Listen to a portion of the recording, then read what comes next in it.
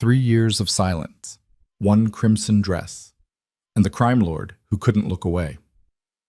When Lena Hartwell walked into Adrian Voss's penthouse wearing confidence instead of camouflage, she didn't know she was stepping into a war.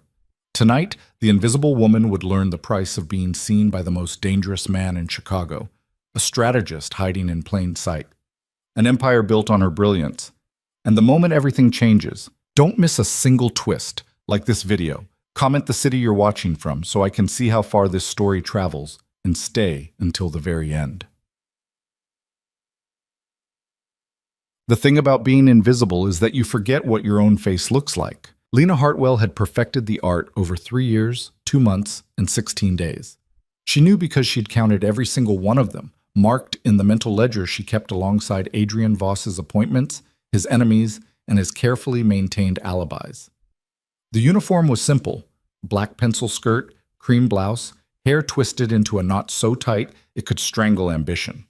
Flat shoes, minimal makeup, a cipher in designer fabric. She moved through Adrian's world like smoke, there when needed, gone when not, never once disrupting the carefully controlled atmosphere of his domain. Until tonight. Lena stood before her bathroom mirror in a studio apartment she could barely afford despite the generous salary, holding a dress the color of arterial blood. Silk. Fitted. Entirely inappropriate for a woman who'd spent 1,000 days making herself forgettable. Her phone buzzed on the sink. Evan's name lit up the screen. "Still on for 8? Can't wait to see you." Her reflection smiled back, uncertain and hopeful in equal measure.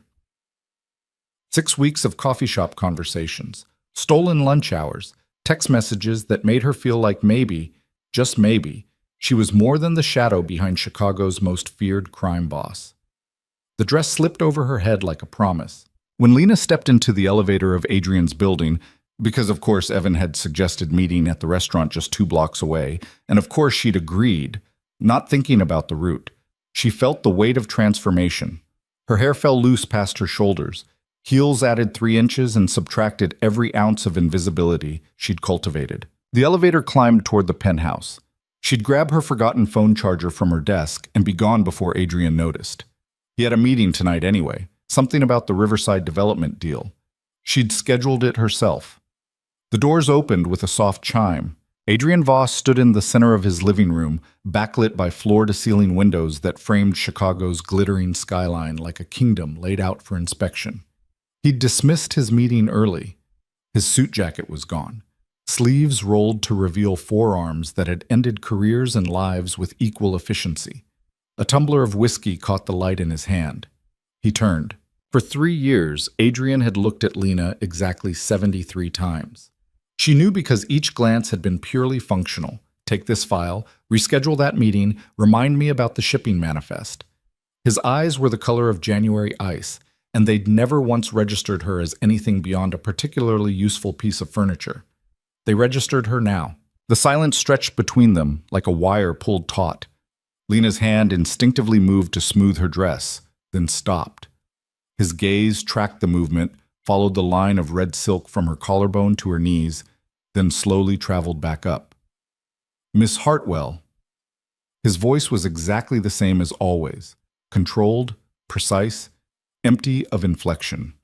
But something in the way he set down his glass suggested volcanic activity beneath glacial surfaces. "Mr. Voss, I just need to grab—" She gestured vaguely toward the office suite that branched off from the main living area. "My charger. I'll only be a moment." "You're going out." Not a question. Adrian didn't ask questions when he already knew the answers. "Yes, dinner. I won't be long." "With whom?" Lena blinked. In 3 years, Adrian had never asked about her personal life.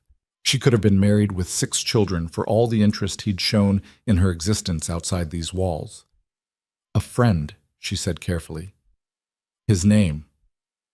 The temperature in the room dropped 10 degrees. Lena had seen Adrian interrogate men who'd stolen from him, lied to him, betrayed him. This was that voice, the one that came before broken bones and shallow graves. "I don't see how that's relevant to my employment, Mr. Voss." A mistake. She knew it the moment his expression shifted, not into anger, but into something far more dangerous.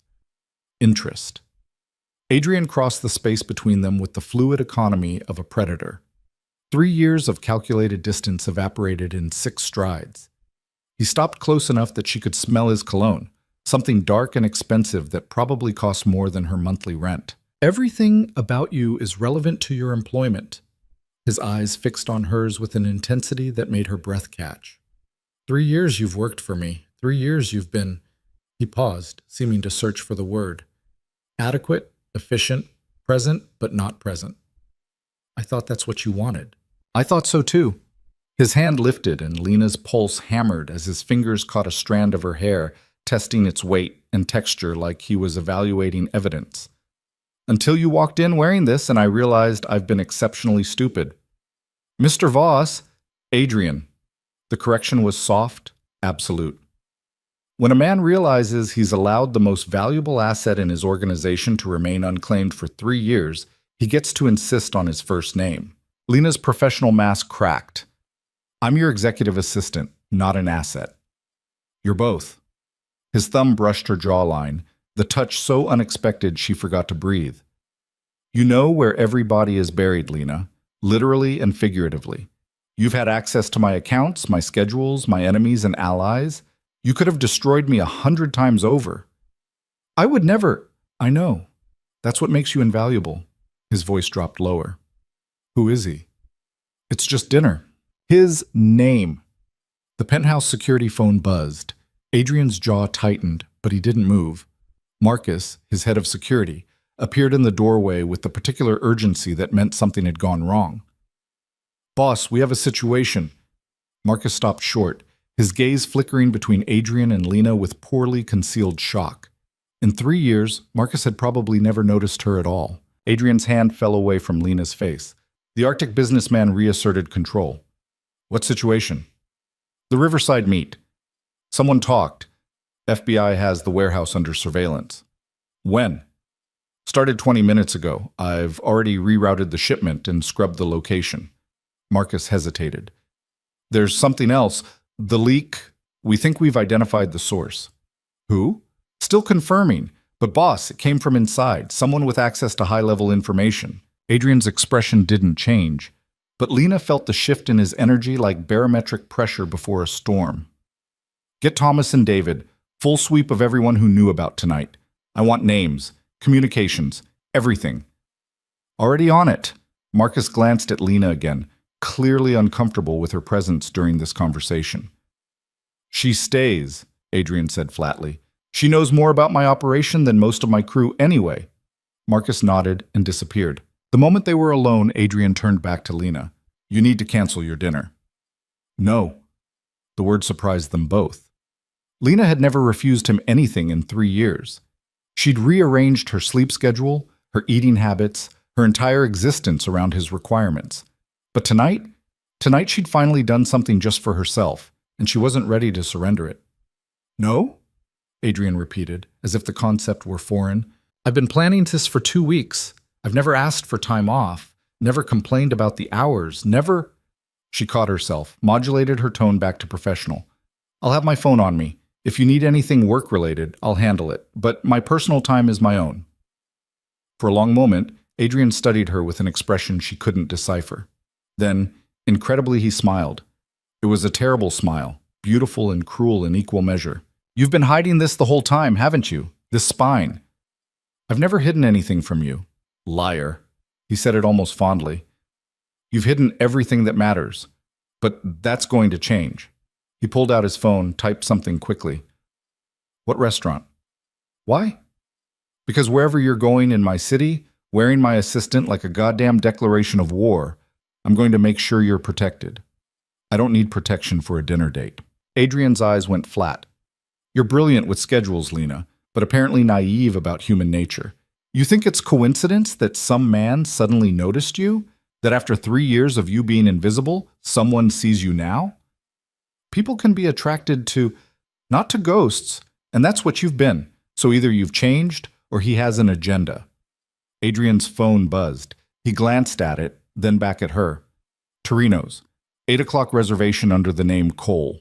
Lena's blood went cold. How do you... I know everything that happens in this building, including elevator conversations and phone calls made in the lobby. He stepped closer again.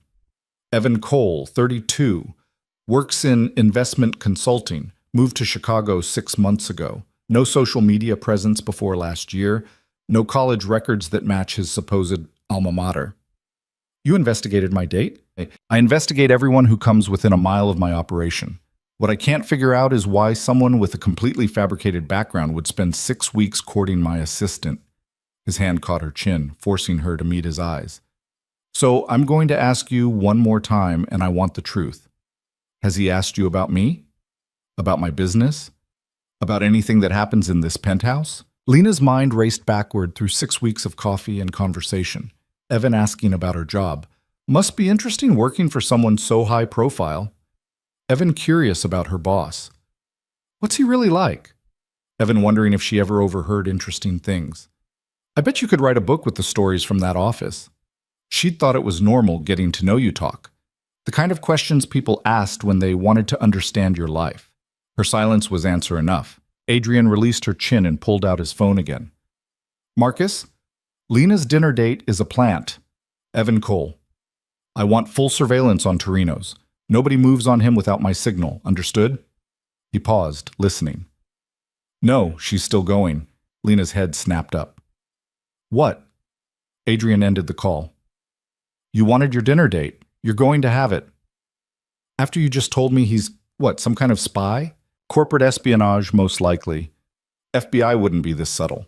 Probably hired by the Italians or the Irish. They've been trying to crack my organization for 2 years. He moved to the bar, poured 2 glasses of whiskey, and held one out to her. You're going to go to dinner. You're going to be charming. And you're going to find out exactly what he wants. I'm not a spy. No, you're better. You're the one person he thinks he's successfully manipulated. He'll get comfortable, make mistakes. Adrian's smile turned predatory. And when he does, we'll know exactly who sent him and what they're really after. Lena stared at the whiskey glass, her carefully planned evening dissolving into something dark and dangerous. And if I refuse? You won't. You seem very sure of that, because for 3 years, you've protected my empire with the same dedication I'd expect from my most loyal soldier. You've never questioned, never wavered, never once compromised my security. Adrian moved closer until she was caught between his body and the bar. You think I didn't notice? Every file perfectly organized, every potential vulnerability flagged before it became a problem. Every schedule optimized not just for efficiency, but for security. That's my job. No. Your job is to manage my calendar and answer my phones. What you actually do is run counterintelligence from a desk without ever being asked, without ever demanding recognition or reward. His voice softened to something almost like reverence. So no, Lena, you won't refuse. Because some bastard tried to use you to hurt something you've spent 3 years protecting, and you're going to make him pay for that. He was right. The realization burned through her anger and fear and settled into cold determination. Someone had played her, used her hope and loneliness and desire to be seen as weapons against both her and Adrian. She took the whiskey glass and drained it in one swallow. The burn felt appropriate. What do you want me to find out? Adrian's smile was pure winter. Everything. Torino's occupied the ground floor of a converted warehouse in River North. All exposed brick and Edison bulbs, and the kind of studied industrial chic that charged $40 for pasta. Lena arrived exactly on time, her heels clicking against reclaimed hardwood, red dress attracting every eye in the room. Evan was already seated, looking exactly like he had in her imagination. Dark hair artfully tousled, smile warm and genuine, rising from his chair like a gentleman in a movie she'd watched too many times. Lena, you look absolutely stunning. She let him kiss her cheek, let him pull out her chair, let him pour her wine from the bottle he'd already ordered. All the while, her mind cataloged details with the same precision she used for Adrian's files. His watch was a Patek Philippe. The investment consultant was wearing $30,000 on his wrist. His hands were manicured but showed calluses across the palms. Not gym calluses. Something else. And when he smiled, it didn't quite reach his eyes. I was worried you might cancel, Evan said, his hand covering hers on the table. You're always so busy with work. It's a demanding job. I can imagine. Adrian Voss doesn't strike me as an easy man to work for. There it was. 3 minutes in and he'd already steered toward Adrian. Lena withdrew her hand, reaching for her wine instead. What makes you say that? Just his reputation. Powerful businessman, very private about his affairs. Evan leaned forward, conspiratorial and charming. Must be fascinating seeing how someone like that operates up close. It's mostly boring administrative work, scheduling, phone calls, filing. Come on. His smile widened. You can't tell me there aren't perks. Access to that world, the parties, the connections, the inside track on deals before they go public. Lena's pulse quickened, but she kept her expression placid. I sign NDAs about most of what I see. Professional ethics. Of course, of course. Evan sat back, seeming to recalibrate. I'm not trying to pry. I'm just interested in you, your life, what it's like being so close to power like that. A waiter appeared with appetizers neither of them had ordered yet. As he set down plates, Lena caught the slight bulge under his jacket. Not a waiter. One of Adrian's people. How many others were here? She forced herself to focus on Evan, who was watching her with an intensity that might have seemed romantic 6 hours ago. Now it just felt calculated. Power is just responsibility with better lighting, she said lightly. Most days I'm just trying to keep schedules from colliding and making sure meetings start on time. But you must overhear things. Deals being made, contracts being signed. Evan's hand found hers again. I've been thinking about making a move into real estate development. If you ever heard about opportunities before they hit the market, nothing illegal, just friend helping friend, I'd be incredibly grateful. There it was. The ask. Wrapped in romance and tied with manipulation. Lena let her smile turn shy, uncertain. I couldn't possibly... my job...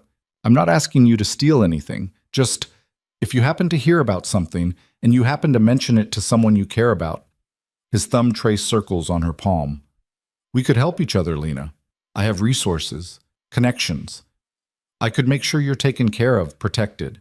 A woman like you shouldn't be dependent on someone else's empire when you could have your own. The script was so transparent now she wondered how she'd missed it before. Every conversation, every compliment, every moment of seeming interest, all of it building to this. That's very sweet, she said softly, but I'm not sure I understand what kind of information you're looking for. Evan's smile tightened almost imperceptibly. Nothing specific, just opportunities. Your boss must be involved in dozens of projects. Real estate, shipping, import-export. If you could give me an idea of what he's working on, where his attention is focused. Who sent you? The question landed like a knife. Evan's expression froze, then reassembled itself into confusion. I'm sorry? Who sent you? Lena pulled her hand back, watched him recalibrate again. 6 weeks is a long time to invest in a target. Must be something important you're after. For just a moment, his mask slipped. The warm, charming suitor vanished, replaced by something cold and professional. Then he laughed, the sound forced. Lena, I don't know what you're... Evan Cole doesn't exist before 18 months ago. No college records, no employment history, no digital footprint. She saw his eyes narrow and pressed on. You're good, I'll give you that. The whole lonely single guy new to the city thing was a nice touch. But you pushed too hard tonight. Real friends don't ask for insider trading information on the second date. Evan's hand moved under the table. When it emerged, he was holding a phone. He typed something one-handed, never breaking eye contact. You're smarter than they said you'd be. They? The people who hired me to get close to you, to turn you. His smile was all edges now. They thought you'd be easy. Invisible little assistant, desperate for attention, grateful for scraps. They didn't count on you being loyal. Loyal to what? To him, to Adrian Voss, to the monster you work for. Evan leaned forward. Do you know what he is? What he's done? The people he's killed, the lives he's destroyed. And you protect him, schedule his meetings, cover his tracks. You're complicit in every terrible thing he does. And you're so much better? Using me, lying to me? I'm trying to take down a criminal empire. You're helping run one. His phone buzzed. He glanced at it, and something in his expression shifted to satisfaction. Last chance, Lena. Tell me what I need to know about Voss's shipping operations, his overseas contacts, his financial structure. Do that, and you walk away from this clean, protected, maybe even rewarded. And if I don't? Evan's smile turned pitying. Then you become leverage instead of an asset. The restaurant's lights flickered. Just once, barely noticeable. But Lena had spent 3 years learning to read the signals in Adrian's world. Something was about to happen. I need to use the restroom, she said, starting to rise. Evan's hand shot out, gripping her wrist hard enough to hurt. Sit. Down. The gentleman was completely gone now. This was someone used to getting compliance through force. Let go of me. In a minute. First you're going to... A hand descended on Evan's shoulder. Marcus stood behind him, smiling with all his teeth. The lady asked you to let go. Evan released her wrist but didn't look away from Marcus. This is a private conversation. Not anymore, it's not. Marcus's grip tightened visibly on Evan's shoulder. Mr. Voss would like a word. I'm having dinner. Wasn't a request. 2 more of Adrian's men materialized at nearby tables. The real waitstaff had melted into the background. Lena realized with a chill that Adrian had locked down the entire restaurant. Evan seemed to realize it too. His free hand moved toward his jacket. I wouldn't, Marcus said pleasantly. You pull that gun, you'll be dead before you clear leather. And we really don't want to ruin the nice lady's dress with your blood. For a long moment, no one moved. The other diners, all Adrian's people, Lena now understood, watched with the casual interest of spectators at a sporting event. Evan's hand moved away from his jacket. This isn't over. Yeah, Marcus said. It really is. Come on. They hauled Evan from his chair with professional efficiency. Lena started to follow, but Marcus shook his head. Boss wants you to wait in the car. Said you've done enough for tonight. I want to... Car, Miss Hartwell, please. The please was pure courtesy wrapped around absolute instruction. Lena grabbed her purse and let another of Adrian's men, Thomas, she thought his name was, guide her toward the exit. The black SUV idled at the curb. Thomas opened the door, and Lena climbed into leather-scented darkness. She wasn't alone. Adrian sat in the far seat, tie loosened, watching her with an expression she couldn't read. How much did he offer you? What? Before he threatened you. How much was the bribe? Lena's hand shook slightly as she fastened her seatbelt. He didn't get that far, just offered vague promises about being taken care of. Amateurs. Adrian's voice dripped contempt. The Koreans used to send people like him after me, all charm and no substance. You handled it well. I didn't handle anything. She stopped, the weight of the evening crashing down. He knew exactly what to say, how to make me feel, seen, valued, special. Adrian's voice softened fractionally. That's what people like him do, Lena. They find the thing you want most and dangle it in front of you. And what do people like you do? The question hung between them. Adrian studied her for a long moment. We tell the truth. You want to be seen? I see you.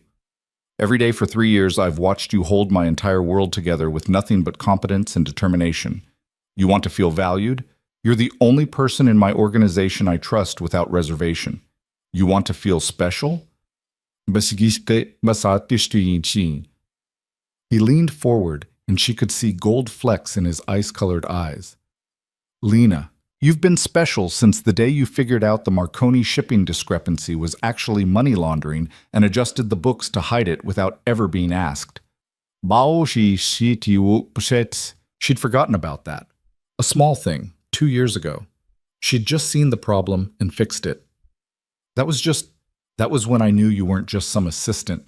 That was when I knew you understood exactly what I am and decided to protect it anyway. His hand found hers in the darkness. So yes, I see you. I've always seen you. I just didn't let myself acknowledge what that meant until tonight. And what does it mean? The SUV's partition slid down. Marcus's voice came through. Boss, we have a problem. Adrian's hand tightened on hers for just a moment, then released. What kind of problem? Cole's not talking, and his phone just went dark. But we pulled his jacket. He's got 2 forms of ID, both different names. And this. Marcus held up a small black device. A tracker. He was going to plant it on her, Adrian said flatly. That'd be my guess? Want me to bring him up to the penthouse for enhanced questioning? Lena's stomach turned. Enhanced questioning. She'd typed enough reports to know what that meant. No, Adrian said, surprising them both. Do it at the warehouse. I don't want any of this touching home. Copy that. What about the girl? Adrian looked at Lena. That's up to her. You can go home. I'll have protection on you until this is resolved. Or you can come with me and see exactly what kind of monster you've been working for. It should have been an easy choice. Go home, stay safe, maintain the comfortable fiction that she was just an assistant in an unconventional office. But Lena had spent 3 years building Adrian's empire from the shadows. She'd buried bodies in paperwork. She'd laundered money through legitimate accounts. She'd destroyed evidence and manufactured alibis and done 100 other things that damned her soul just as thoroughly as if she'd pulled triggers herself. I'm coming with you. Adrian's smile was fierce and proud.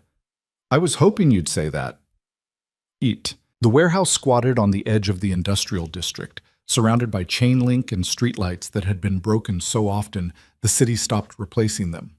Lena had seen the address in Adrian's files, one of a dozen properties held through shell corporations and used for things that couldn't happen in civilized spaces. Marcus and David dragged Evan, or whatever his real name was, from a second vehicle.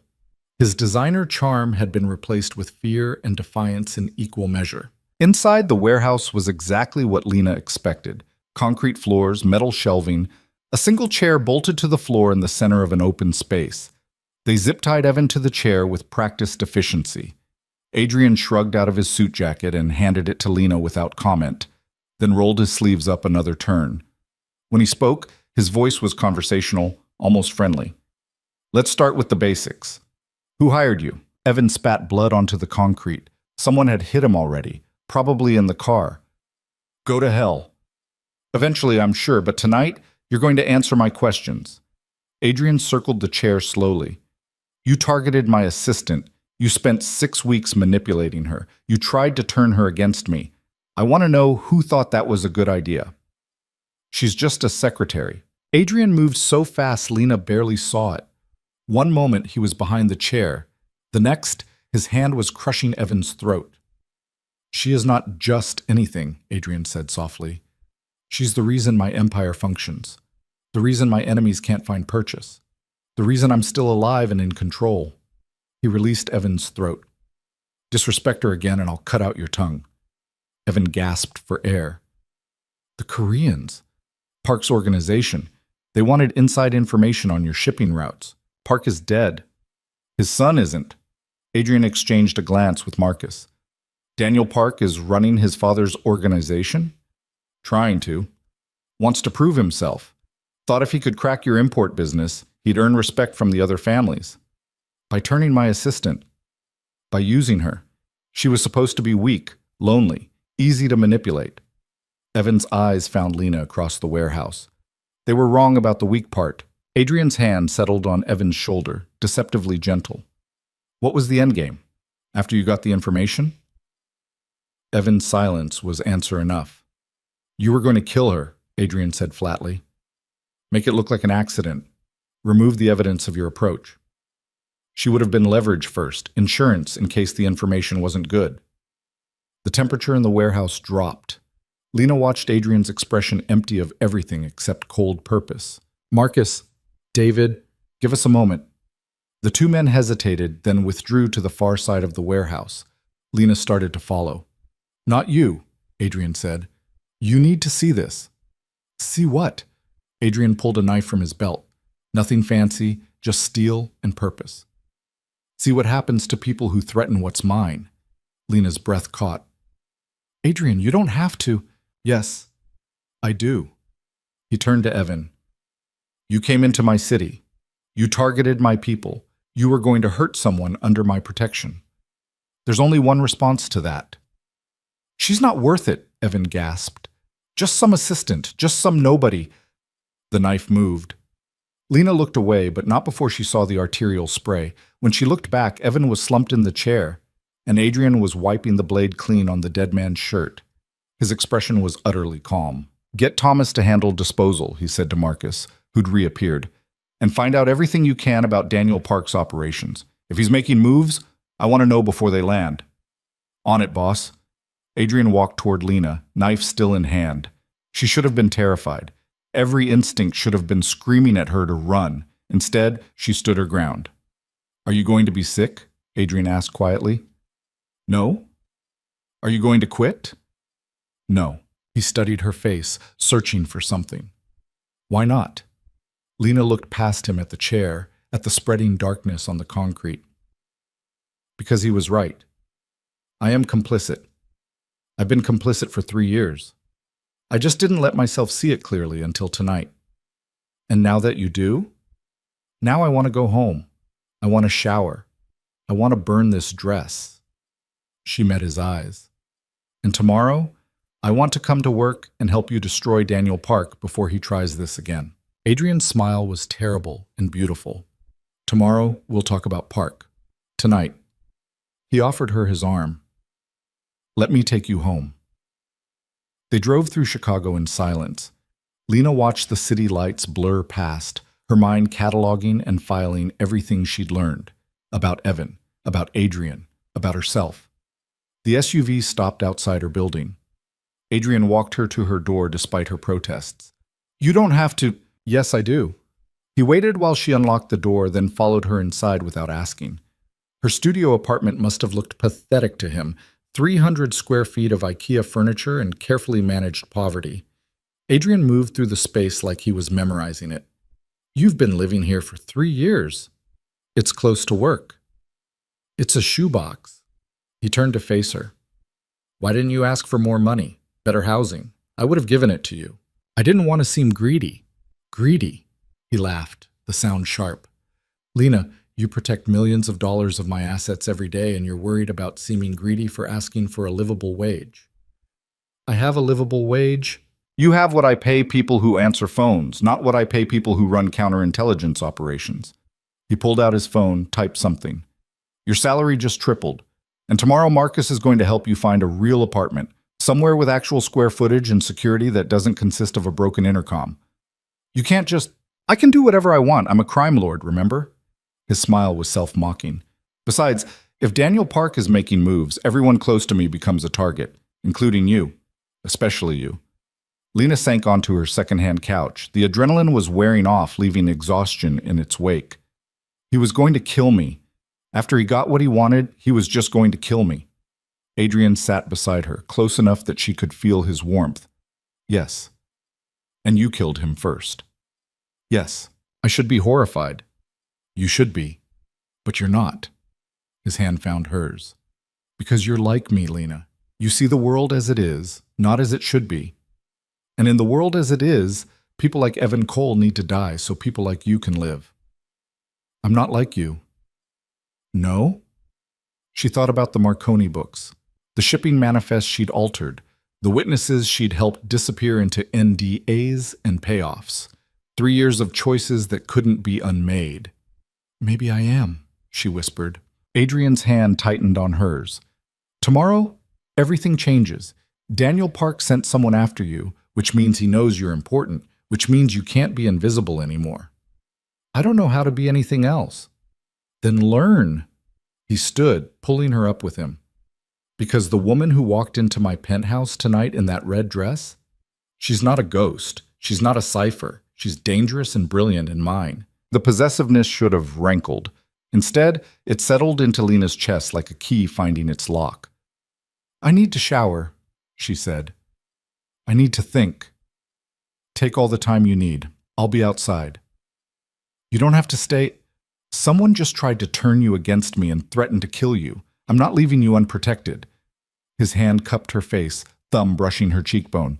Get some rest, Lena. Tomorrow, we go to war. He left, closing the door softly behind him. Lena stood in the center of her tiny apartment, still wearing the red dress that had started everything, and tried to remember what her life had looked like 24 hours ago. Safe, small, invisible. She'd wanted to be seen. Now she was, and there was no going back.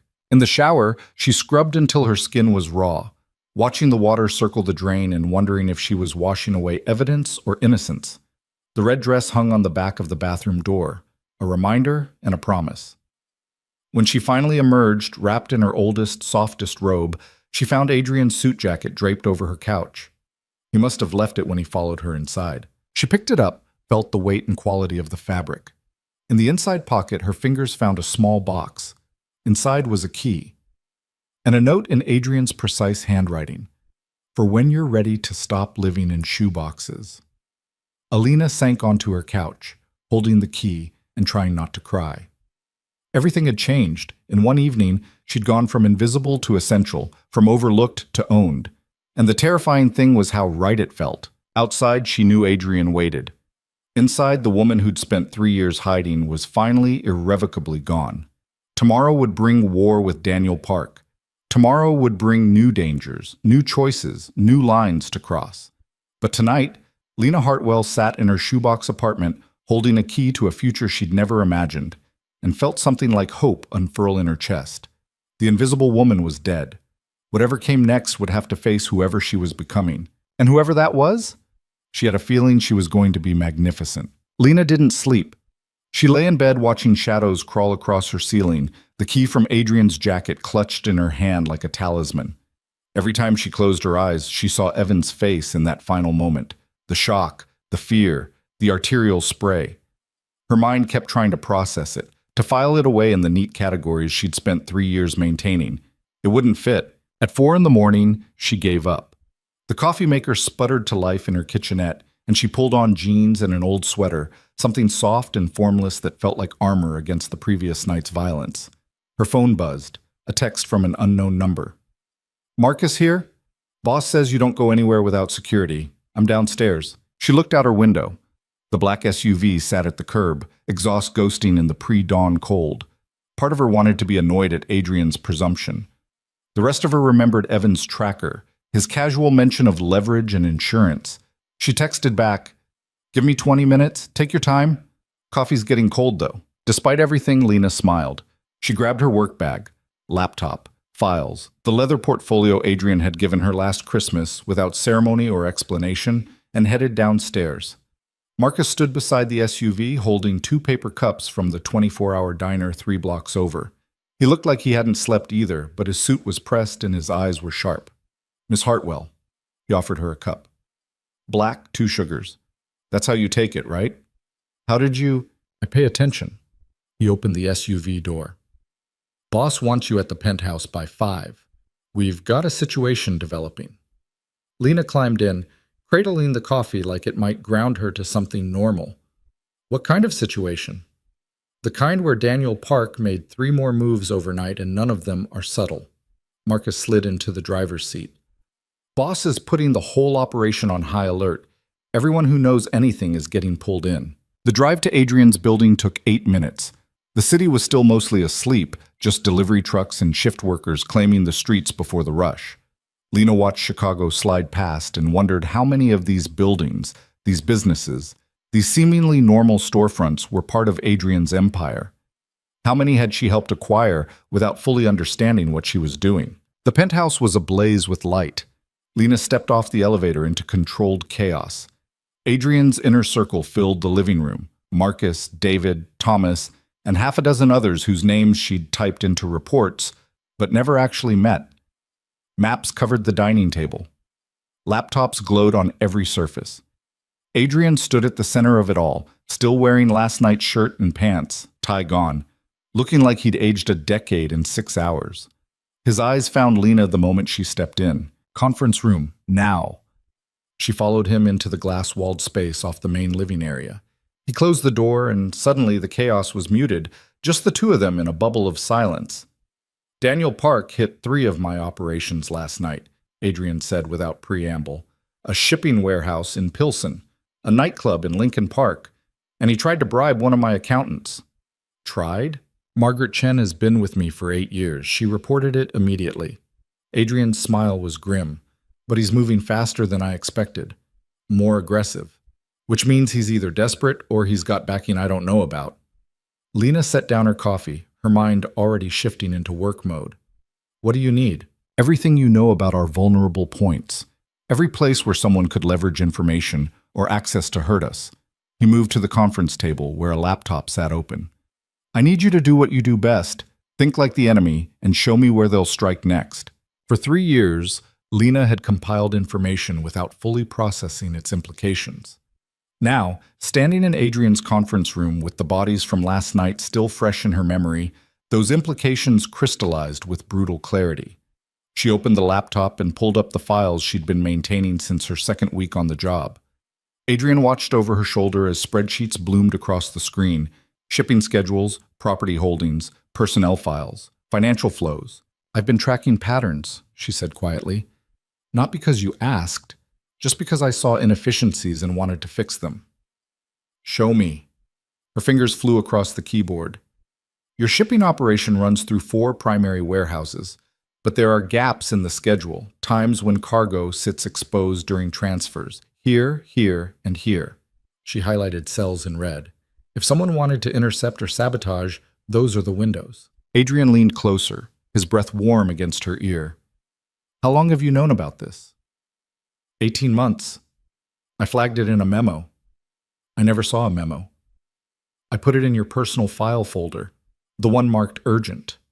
She glanced up at him. You never read those, do you? I thought they were just administrative. He stopped, something like wonder crossing his face. You've been running operational security for my inbox for 18 months, and I never noticed. I thought that's what you wanted. What I wanted was someone to manage my calendar. His hand settled on her shoulder. What I got was someone who built a fortress around me without ever being asked. Keep going. Lena pulled up another file. Your legitimate businesses, the restaurants, the clubs, the real estate holdings, they're all profitable, but 3 of them show irregular cash flows that don't match their reported revenue. Someone with financial forensics training could spot the discrepancies. Which 3?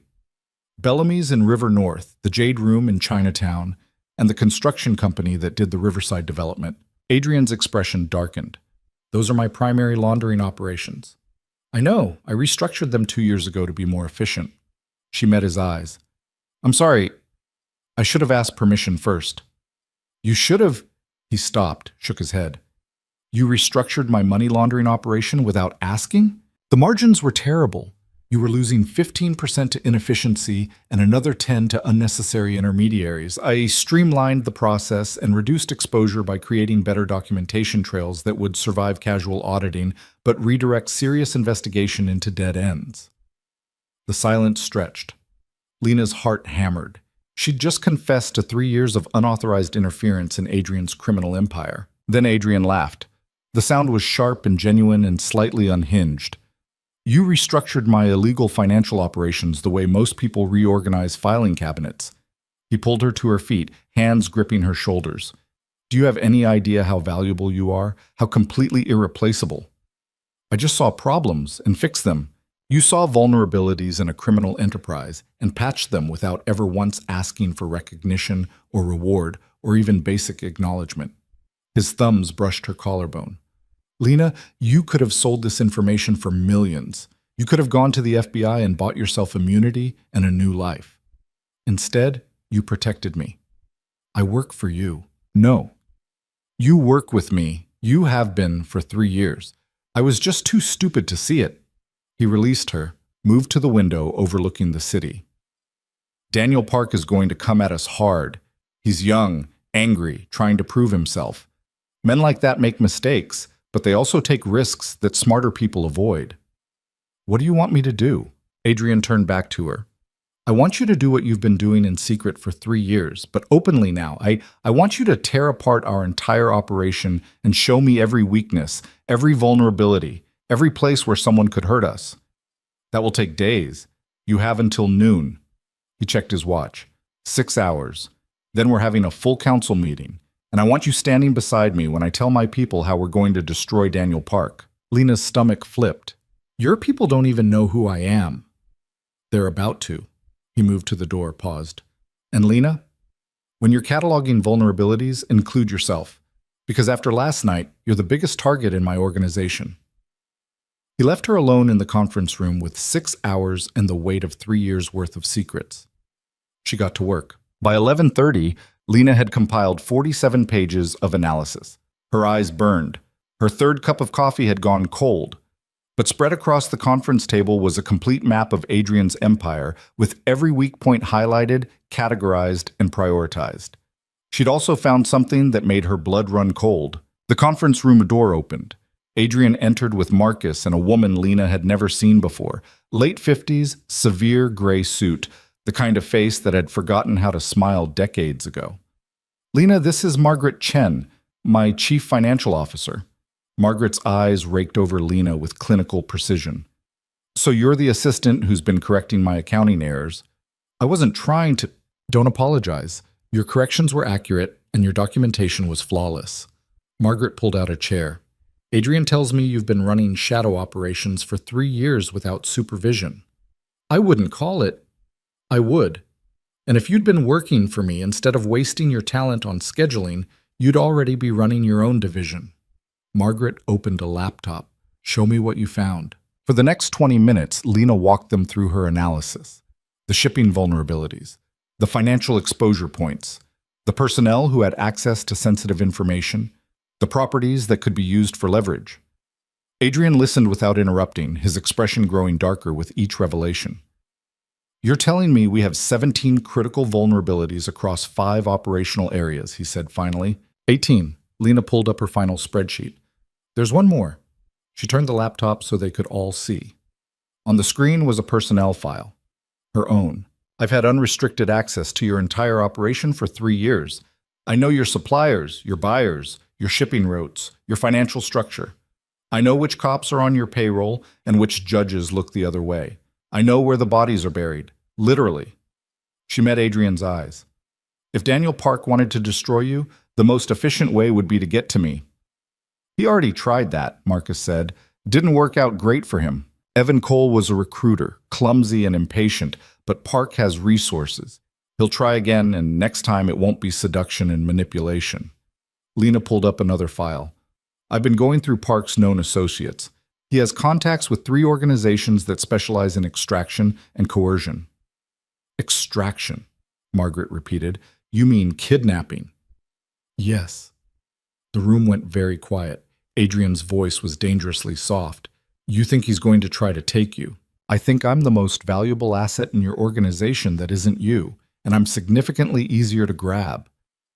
Lena pulled up a map of Chicago with her apartment building highlighted.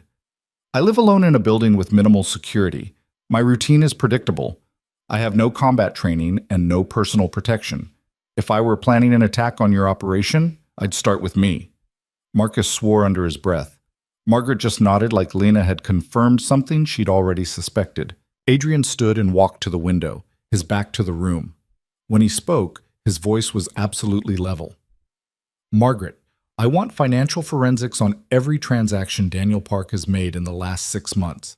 Find his money, find his backers.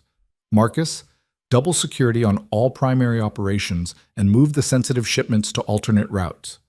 Thomas, he turned back to the room. Thomas is going to move Lena into a secure location today. Non-negotiable. I have work. You'll work from the secure location. Everything you need will be provided. His eyes locked on hers. You're not going back to that apartment. You're not following your normal routine. As of right now, you're under 24-hour protection until Park is eliminated. You can't just, I can. I am. He moved back to the table. You spent 3 years protecting my empire. Now I'm protecting you. Deal with it. Margaret gathered her things. I'll have preliminary financials by tonight. If Park has offshore backing, I'll find it. She paused at the door. Miss Hartwell, when this is over, come see me. We need to discuss your future in an actual position of authority. She left. Marcus followed, already on his phone coordinating security changes. Lena and Adrian were alone again. You can't lock me away like you're valuable, like you're essential, like you're the one person in my organization I can't afford to lose? Adrian crossed to her. That's exactly what I'm doing. Daniel Park drew first blood last night. Now we respond, but I don't respond effectively if I'm worried about whether you're safe. I can take care of myself. Can you? His hand caught her chin. You're brilliant, Lena. Possibly the smartest person I've ever met. But smart doesn't stop bullets. It doesn't prevent kidnapping, and it sure as hell doesn't protect you from people who'd hurt you just to watch me bleed. The words hit harder than they should have. Lena pulled away, gathering her files with shaking hands. Fine. Secure location, 24-hour protection. What else? The council meeting is in 30 minutes. I want you there. Why?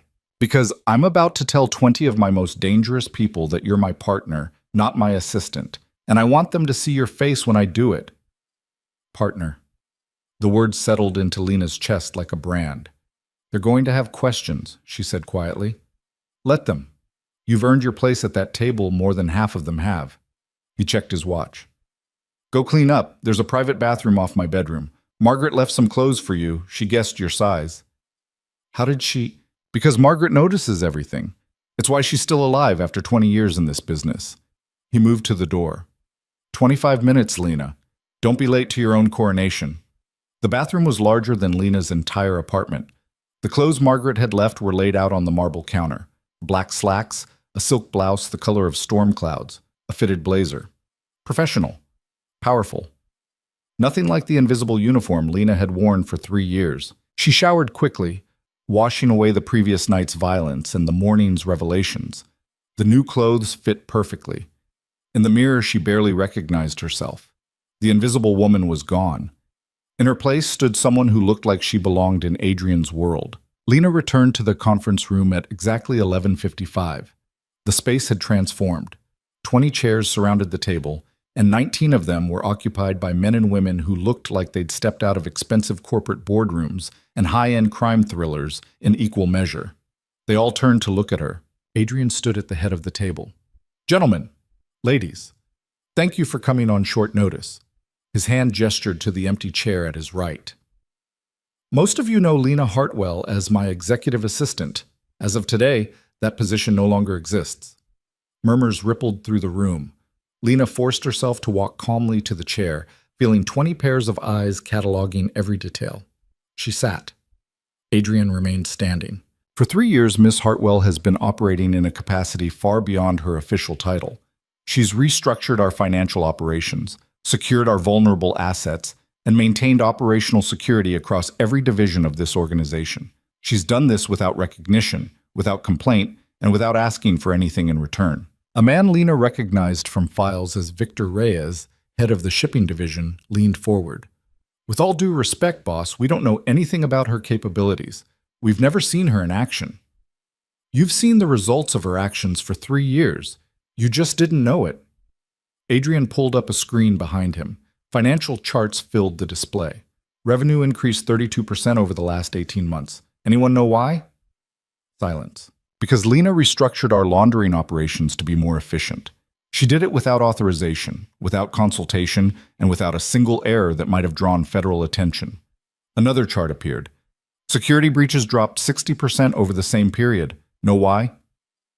More silence. Because she identified personnel vulnerabilities and flagged them before they became problems. She created protocols that protected our operations without anyone noticing they existed. Adrian's smile was sharp.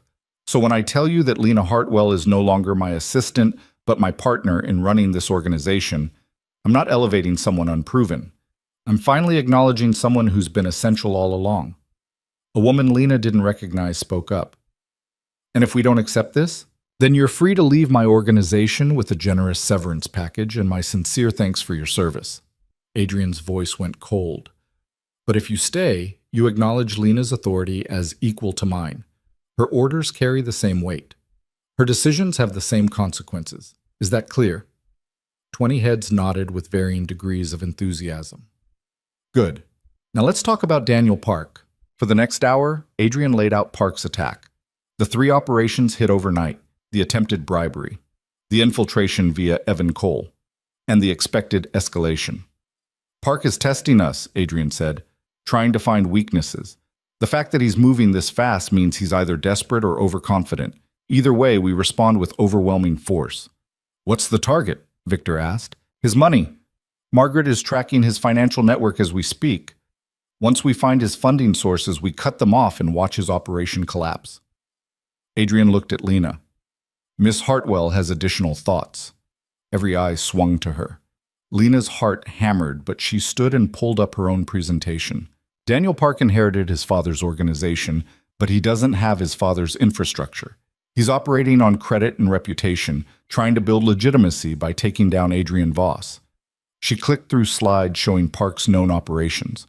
But he's exposed in three critical areas. His supply chain is fragile, his political connections are shallow, and his personnel are largely untested. So we hit all three, Margaret said from her seat near the middle. Cut off his supplies, expose his lack of political protection, and turn his people against him. Exactly. Lena pulled up another slide. But we do it simultaneously. If we give him time to adapt, he'll pivot.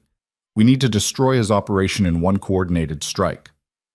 That's ambitious for someone who's never run a tactical operation, Victor said. Not hostile, just skeptical. You're right, Lena acknowledged. I've never coordinated a physical assault or managed armed personnel, but I've spent 3 years mapping criminal operations and identifying their breaking points. This, she gestured at the presentation, is what I do. You handle the execution. I'll show you where to strike. Victor studied her for a long moment, then nodded. Fair enough. Show me Park's supply chain vulnerabilities. For the next 3 hours, they planned. Lena provided the intelligence, the structural analysis, the financial weak points. Adrian's people translated that into actionable strategy. By the time the meeting ended, they had a plan that would dismantle Daniel Park's operation in 72 hours. As the room emptied, Margaret approached Lena. You did well. Better than most people do in their first council meeting. I felt like I was going to throw up the entire time. Good. That means you understand the stakes. Margaret handed her a business card. After this is over, call me. I meant what I said about finding you a proper position. I thought I just got promoted to partner. You did, but you need a title that reflects your actual capabilities. Partner is vague. I'm thinking Chief Strategy Officer, maybe Chief Operating Officer if you can handle the operational side as well as you handle the analytical side. Lena stared at the card. 3 years ago, she'd been thrilled to land a job as an executive assistant. Now she was discussing C-suite positions in a criminal empire. I'll think about it, she managed. Margaret smiled, the first real smile Lena had seen from her. You're going to be dangerous once you stop doubting yourself. I'm looking forward to seeing it. She left. Lena stood alone in the conference room, surrounded by the debris of planning and strategy, and tried to process how completely her life had changed in 24 hours. Adrian appeared in the doorway. Thomas is ready to move you to the secure location. Everything you need has been arranged. Where is it? 32nd floor, 3 levels below this penthouse.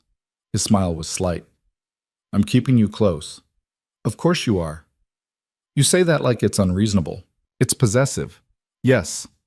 No apology, no justification, just acknowledgement. You have a problem with that? Lena should have.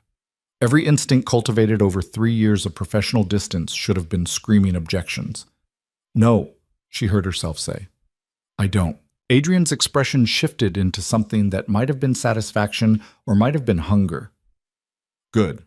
Because what's coming isn't going to be clean or easy, and I need to know you're protected while we dismantle Park's operation. I can help with... You already did. Your analysis gave us everything we need. Now you stay safe and let us execute. He moved closer. This isn't about sidelining you, Lena. It's about keeping you alive so that when this is over, you can help me rebuild what we're about to destroy. The weight of it settled on her shoulders.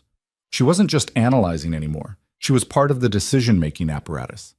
Part of the violence that was about to unfold. People are going to die because of what I just planned, she said quietly.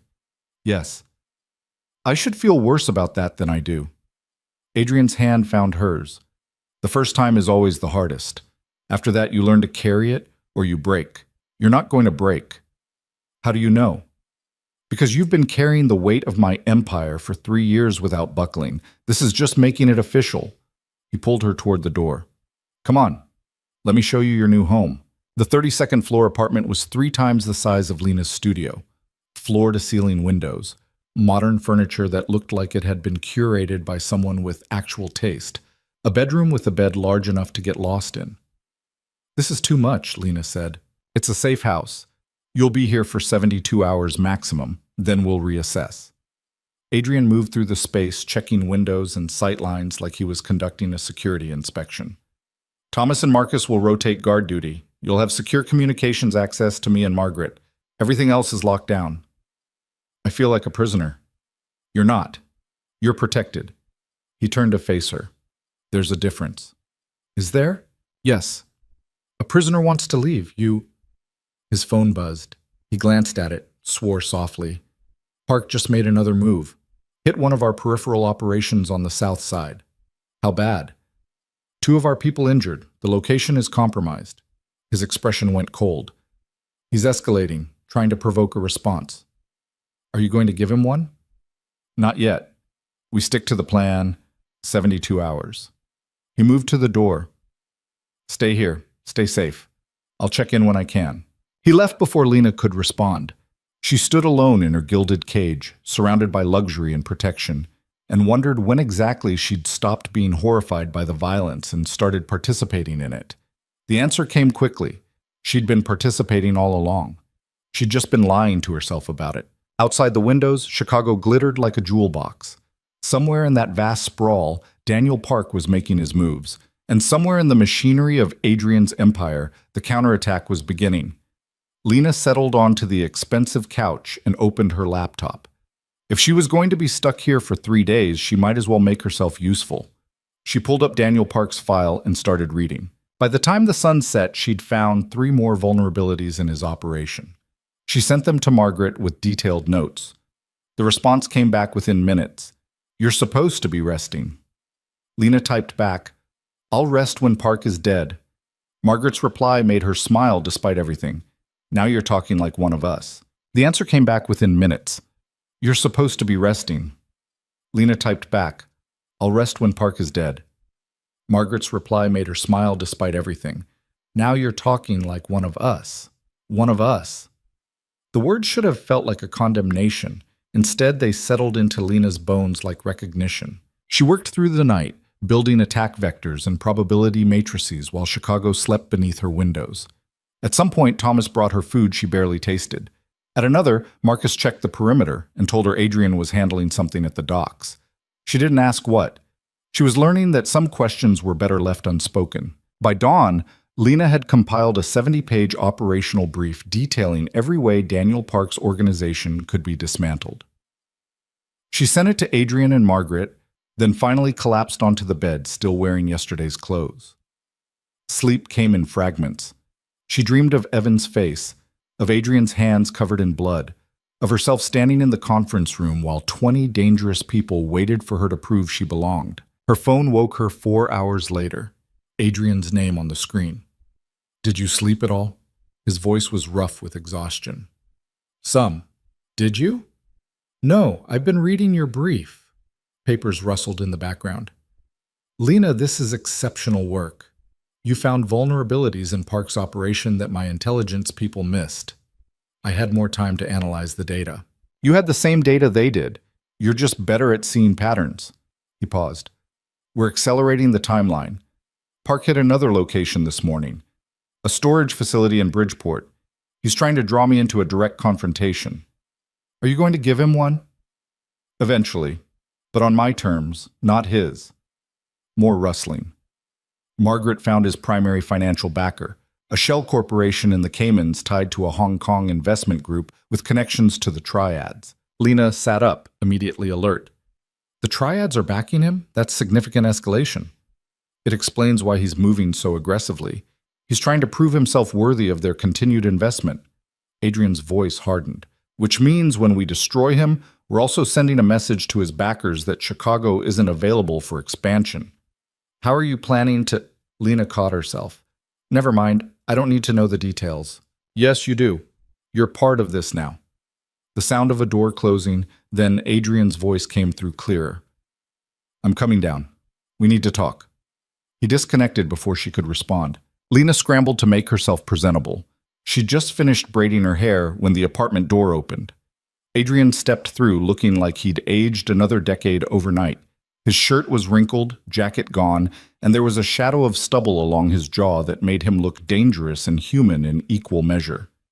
You look terrible, she said. So do you. He moved to the windows, staring out at the city. Margaret's team is ready to move on Park's financial network. Victor has teams positioned at Park's 3 primary supply points. We're 48 hours from execution. That's faster than the original timeline. Park forced my hand. Every hour we wait, he gets bolder. Adrian turned to face her. But there's a complication. What kind of complication? The kind where Park knows we're coming. He pulled out his phone, showed her a screenshot. It was a text message from an unknown number. Tell Voss his assistant isn't as secure as he thinks. 48 hours. Then I take what's mine. Lena's blood went cold. He knows where I am. No. He knows you're under protection, but he doesn't know your exact location. If he did, he'd have already made a move. Adrian pocketed the phone. But he's got eyes on my operation somewhere. Someone's feeding him information. You have a mole. Yes. And until we find them, everything we do is potentially compromised. He moved closer. Which is why we're changing strategy. Instead of waiting 48 hours, we're moving tonight. That doesn't give your people enough time to... It doesn't give Park enough time to prepare either. Speed is our advantage now. His hand settled on her shoulders. But it means I need you to do something dangerous. Lena's heart kicked into overdrive. What? I need you to be bait. The words hung between them like a blade. Lena processed what he was asking, what it would mean, what could go wrong. You want me to draw him out? I want you to give him exactly what he thinks he wants. Access to you. Controlled access. But enough to make him think he's winning. Adrian's grip tightened. Park thinks you're my weakness. Let's prove him right in a way that destroys him. How? We leak that you're being moved to a different location, less secure. Margaret will make sure the information reaches the mole. Park will see an opportunity and take it. Adrian's eyes bored into hers. When he does, we'll be ready.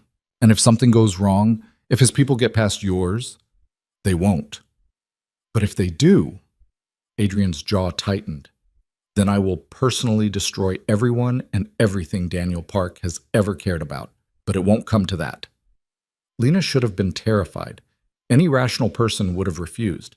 But she'd spent 3 years watching Adrian operate, and she trusted his tactical mind even when she questioned his morality. When do we start? 2 hours. Margaret is already setting up the false trail. Victor is positioning teams at the intercept points. He pulled her closer. You understand what I'm asking. What could happen? You're asking me to trust you with my life. Yes. I already do. I have been for 3 years. She met his eyes. I'm in. Something fierce and possessive flared in Adrian's expression. His hand cupped her face, thumb brushing her cheekbone. When this is over, we're having a very different conversation. About what? About why I've been fighting myself for 3 years not to do this. He kissed her. It wasn't gentle. It was hunger and violence and 3 years of restraint shattering all at once. Lena's hands fisted in his shirt, pulling him closer, and for a moment nothing existed except the taste of him and the certainty that she'd been waiting for this without admitting it. Adrian pulled back first, breathing hard. Later, when you're safe and Park is dead and we have time to figure out what the hell this is. Okay. Okay? He almost smiled. That's all you have to say? What do you want me to say? That I haven't been thinking about this for months? That I haven't been lying to myself about what I feel? Lena smoothed his shirt, her hands shaking slightly. We can talk about it later. Right now we have work to do. Adrian caught her hands, pressed a kiss to her knuckles. You're going to be the death of me. Not if Park gets to you first. He won't. The certainty in his voice was absolute, because I have something he doesn't. What's that? You. 2 hours later, Lena was in the back of an unmarked sedan with Thomas driving and Marcus riding shotgun. They were heading to what was supposedly a safe house in Evanston, far enough from the city center to seem like a legitimate relocation. In reality, they were heading straight into a trap. You good back there, Miss Hartwell? Marcus asked, his eyes finding hers in the rearview mirror. Define good. Not panicking, breathing steady, ready to trust us if things go sideways. Lena forced herself to unclench her hands. I'm good. Boss was clear about the parameters, Thomas said from the driver's seat. First sign of trouble, we get you out. Our job isn't to engage, it's to protect. And if they're faster than you? They won't be. Marcus checked his phone. We've got 3 follow cars, 2 ahead running interference. Victor's team is positioned at 4 intercept points along the route. If Park makes a move, we'll see it coming. The sedan merged onto the highway. Late afternoon traffic was heavy enough to provide cover, but not so congested that they couldn't maneuver. Lena watched the city slide past and wondered how many of the cars around them belonged to Adrian's network. How many belonged to Parks? They'd been driving for 20 minutes when Marcus's phone buzzed. He listened for a moment, then swore. "We've got a tail. Black SUV, 3 cars back. Just picked us up at the last exit." Thomas's hands tightened on the wheel. "Confirmed?" "Yeah, Victor's people are tracking it. 2 occupants visible, likely more in the back." Lena's pulse hammered. "Is this the play? Are they making a move?"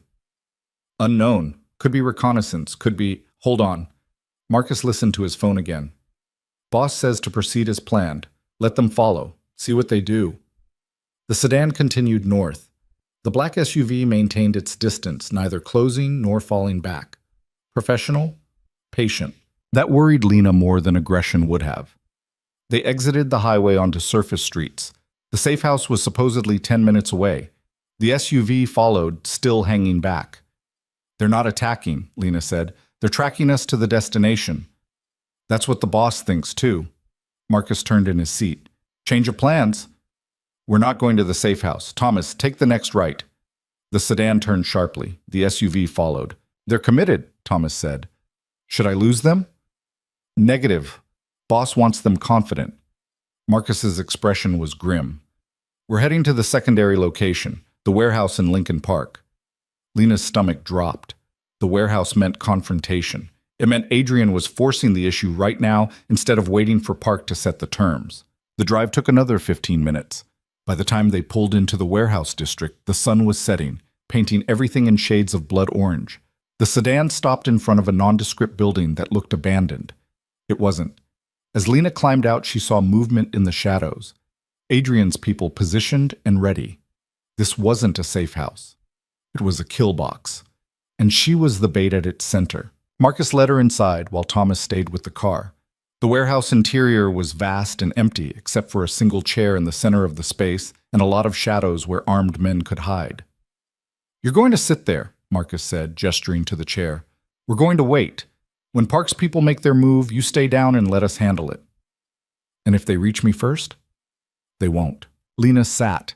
The chair was bolted to the floor. She tried not to think about why that might be necessary. Marcus retreated into the shadows. Lena was alone under a single overhead light, feeling exposed and vulnerable and trusting that Adrian knew what he was doing. The minutes crawled past. Somewhere in the darkness, she heard the soft click of weapons being checked, the rustle of fabric as people shifted position, the steady drip of water from a pipe overhead. Then the warehouse door exploded inward. 3 men in tactical gear stormed through, weapons raised. They fanned out with professional efficiency, clearly expecting resistance. They got it. The warehouse erupted in gunfire. Lena threw herself to the floor as bullets sparked off concrete. The tactical team returned fire, but they were outnumbered and outpositioned. Adrian's people had the high ground, the cover, and the advantage of preparation. It was over in 90 seconds. 2 of the tactical team were down.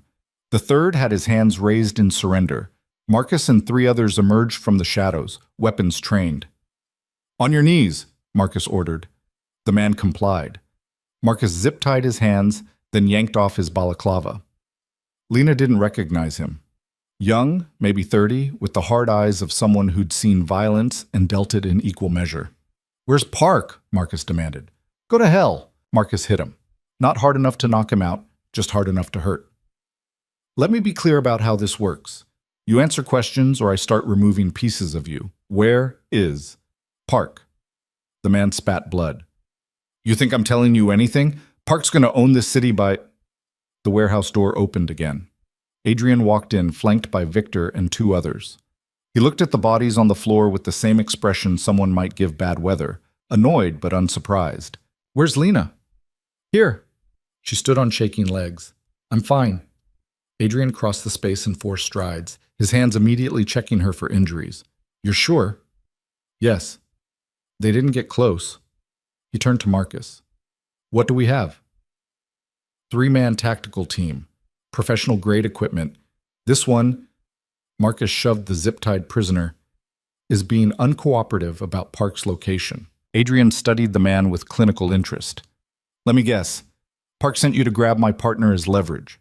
Probably promised you a significant payday if you succeeded. The prisoner's silence was confirmation enough. Here's the problem with that plan, Adrian continued. Even if you'd succeeded in taking Lena, you'd never have made it out of this district. We've had this entire area locked down for 3 hours.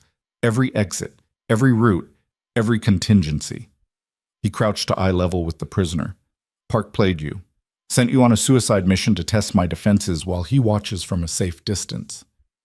You don't know. I know everything. I know Park is operating out of a hotel in the Loop. I know he's got 6 people left in his inner circle after tonight's failure. I know his triad backers are getting nervous about his lack of results. Adrian's smile was cold. What I don't know is whether you're loyal enough to die for him or smart enough to take a better offer. The prisoner's eyes flickered. What offer? You tell me where Park is right now, not his base of operations, but where he is in this exact moment. And you walk out of here with enough money to disappear and start over. Refuse. And I let Marcus get creative with power tools. Marcus pulled out a cordless drill and tested it. The sound echoed through the warehouse. The prisoner looked at Lena, then back at Adrian. Why should I trust you? Because unlike Park, I keep my word. Ask anyone in my organization. I pay well, I protect my people, and I honor my agreements. Adrian stood. You have 30 seconds to decide. Park's at the Marina Towers, penthouse suite registered under the name Chen. He's got 4 guards with him and a tech specialist monitoring police frequencies. Adrian pulled out his phone, sent a quick text. Victor, confirm this. Victor made a call, spoke quietly, then nodded. Intel team confirms. Heat signatures match the count. Adrian pulled out a thick envelope from his jacket and dropped it at the prisoner's feet. 20,000 cash. Use it to be anywhere except Chicago by sunrise. Marcus cut the zip ties. The prisoner grabbed the envelope and ran without looking back. When he was gone, Lena turned to Adrian. You just let him go. I don't need him. I have what I wanted. Adrian's expression was predatory. Park's location. Confirmed. Time to end this. You're going after him tonight. Right now, Victor's already coordinating teams. He looked at her. I need you back in the secure location. This part isn't, I'm coming with you. No. Adrian, I've been part of this from the beginning. I'm not sitting in a safe house while you're not trained for assault operations. You'll be a liability. His voice softened fractionally. Lena, I need to know you're safe so I can focus on destroying Park. Please. The please undid her arguments. She nodded reluctantly. Fine, but I want updates, every step. You'll have them. He kissed her forehead, then turned to Marcus. Get her back to the 32nd floor, full security detail. No one in or out except me or Margaret. Marcus nodded. Yes, boss. What about the bodies? Thomas knows what to do with them. Move. Lena let Marcus lead her back to the sedan. As they pulled away, she watched Adrian through the rear window, already coordinating with Victor, already shifting into the role of commander planning an attack. She'd seen him as a businessman, as a crime lord, as a man barely restraining himself from violence. Now she was seeing him as something else entirely, a predator moving in for the kill. The drive back to Adrian's building took 40 minutes. Marcus didn't speak, and Lena was grateful for the silence. Her mind was racing through scenarios, calculating risks, trying to predict how the next few hours would unfold. They were 3 blocks from the building when Marcus's phone rang. He answered, listened, and his expression went dark. Are you sure? A pause. How many? Another pause. Understood. He ended the call and immediately pulled the sedan into a sharp U-turn. What's wrong? Lena asked. Park isn't at the Marina Towers. The prisoner lied. But Victor confirmed heat signatures that matched the count. Turns out they're civilians Park paid to stay in the penthouse and create false positives. Marcus accelerated. The whole thing was a diversion. Lena's blood went cold. Where's Adrian? He's fine. Already figured it out and diverted the teams. Marcus's hands were white-knuckled on the wheel. But the diversion had a purpose. While we were focused on the Marina Towers, Park sent his real team somewhere else. Where? Marcus met her eyes in the rearview mirror. Adrian's building. They're hitting the penthouse right now. The world tilted. Margaret. Is she? Unknown. We lost contact 3 minutes ago. Marcus was already on his phone, coordinating. Boss is en route, but he's 20 minutes out. We're closer. We're going there? Into an active attack? You're the target, Miss Hartwell. If they breach the penthouse and don't find you, they'll wait. Turn it into a hostage situation. Marcus's jaw was tight. Better we go in prepared than get ambushed later. The sedan screamed through traffic. Lena's mind raced through possibilities. Park had outplayed them. Used their own trap against them. Created a diversion that had pulled Adrian and most of his forces away from the one place that mattered. The building came into view. It looked normal from outside. No visible damage, no signs of conflict. But Marcus pulled into the underground garage and immediately drew his weapon. Stay behind me. Do exactly what I say. Understand? Lena nodded, her throat too tight for words. They moved through the garage toward the elevator. Everything was quiet, too quiet. The elevator opened without incident. Marcus hit the button for the penthouse, and they rose in silence. When the doors opened, Lena immediately smelled smoke. The penthouse was a war zone. Furniture overturned, windows shattered, bullet holes in the walls. And in the center of it all, Margaret Chen stood over two bodies with a gun in her hand and blood on her expensive suit. She looked up as they entered. About time you got here. I've been dealing with Park's people for the last 10 minutes. Marcus scanned the space, weapon ready. How many? These two, plus 3 more I incapacitated in the other rooms. Park himself got away through the service entrance when he realized I wasn't going down easy. Margaret's smile was grim. Turns out 58 years of surviving this business teaches you a few things about not dying. Are you hurt? Lena moved closer. Bruised, annoyed, but functional. Margaret set down her gun. Park was specifically looking for you. When he didn't find you here, he decided to settle for burning the place down and sending a message. What message? That he's willing to destroy everything Adrian has built if he doesn't get what he wants. Margaret pulled out her phone. But the fool made a mistake. He used his own phone to coordinate the attack. I've got his number, his location data, and recordings of every call he made in the last hour. Marcus grinned. Boss is going to love you. Boss is going to promote me. Again. Margaret looked at Lena. You did well tonight. Used yourself as bait without panicking. That takes courage. I was terrified. Good. Fear keeps you sharp. Overconfidence gets you killed. Margaret's phone buzzed. She glanced at it. Adrian's 2 minutes out. He's going to want a full debrief, and then we're ending this tonight. How? Margaret's smile turned predatory. The same way Adrian ends everything. Overwhelming force and absolute commitment. The elevator chimed. Adrian emerged with Victor and 6 others, all armed, all moving with purpose. His eyes found Lena first, cataloging her for injuries, then moved to Margaret. You good? Never better. I have a gift for you. Margaret held up her phone. Park's complete digital footprint for the last 6 hours, including his current location and the identities of everyone he's contacted. Adrian took the phone, scrolled through it, and his expression turned savage. He's at a warehouse in Pilsen, the same warehouse he hit last night. Arrogant or stupid? Victor asked. Both.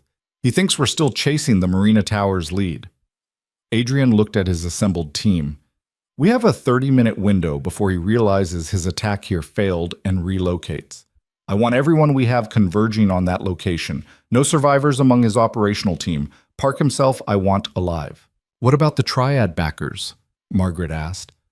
Once Park's eliminated, I'm sending them pieces of him with a very clear message about what happens when they try to expand into my territory. Adrian turned to Lena. You stay here, with Margaret and 2 guards. No arguments.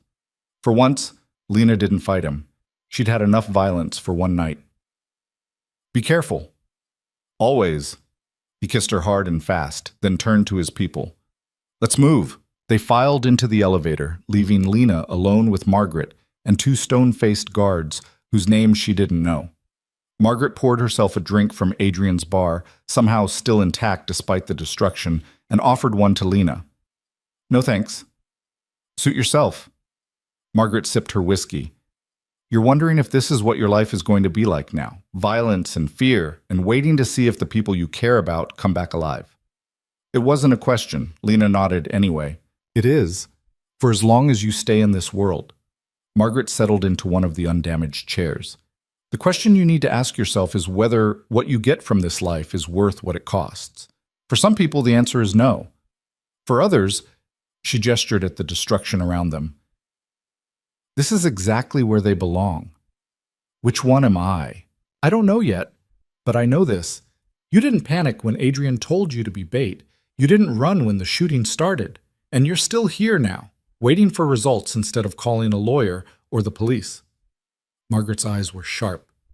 That tells me you're more like us than you want to admit. Lena thought about the last 3 years, the files she'd manipulated, the money she'd laundered, the witnesses she'd helped disappear, all the choices she'd made that couldn't be unmade. I think I've been like you for a while now, I just didn't have a name for it. Now you do. Partner, Chief Strategy Officer, whatever title Adrian decides to give you. Margaret raised her glass. Welcome to the life, Lena. Try not to die too quickly. I'm looking forward to working with you. They waited. Time crawled past. Lena tried not to think about what was happening in that warehouse in Pilsen. Tried not to imagine Adrian in danger. Failed spectacularly. An hour passed. Then another. Lena's phone buzzed with a text from Adrian. It's done. Coming home. 2 words that carried the weight of violence and finality. Margaret saw her expression and smiled. He's fine. If he wasn't, that message would have come from Victor. How do you know? Because I've been in this business for 20 years, and I know how Adrian operates. When he says it's done, it means exactly that. Park is finished. Another 30 minutes crawled past before the elevator opened. Adrian stepped out alone, and Lena's heart clenched at the sight of him. His shirt was torn. Blood spattered his face and hands, but he was walking, breathing, alive. She ran to him. His arms closed around her, and she didn't care about the blood or the violence or anything except the fact that he'd come back. It's over, he said into her hair. Park's dead. His operation is destroyed. His people are scattered or eliminated. And his triad backers received a very clear message about respecting territorial boundaries. What message? The kind that doesn't need translation. He pulled back, cupped her face. You're safe now. We both are. Margaret cleared her throat. I'm going to coordinate cleanup and damage assessment. You two have earned some privacy. She paused at the elevator. Adrian, the penthouse is going to need significant repairs. Might take a week. Lena can stay with me during reconstruction. I assumed as much. Margaret's smile was knowing. Congratulations on the successful operation, both of you. She left them alone in the destroyed penthouse. Adrian looked around at the damage with something like resignation. Park really did a number on this place. Margaret said he was looking for me. He was. Thank whatever deity you choose that you weren't here. His hands tightened on her shoulders. When I realized the Marina Towers was a diversion, when I understood what he was actually doing, I'm fine. We're both fine. This time. But Lena, this is what life with me looks like. Violence, danger, enemies who will use anyone close to me as a weapon. His voice was raw. I can protect you. I can give you security and resources and anything you want. But I can't promise you safety. Not completely. Not in this world. Lena thought about her studio apartment, her invisible life. 3 years of safety and loneliness and pretending she was something she wasn't. I don't want safety, she said. I want this. You. All of it. You don't know what you're saying. I know exactly what I'm saying. She pulled him down and kissed him fiercely. I'm not some civilian you picked up who doesn't understand the costs. I've been part of your empire for 3 years. I've made the choices. I've crossed the lines. I'm not innocent, Adrian. I never have been. His laugh was sharp and surprised. No, you really haven't. So stop trying to protect me from a life I've already chosen. Stop acting like I need to be sheltered from reality. She met his eyes. I'm your partner. In everything. That's what I want. That's what I'm choosing. Adrian studied her face like he was memorizing every detail.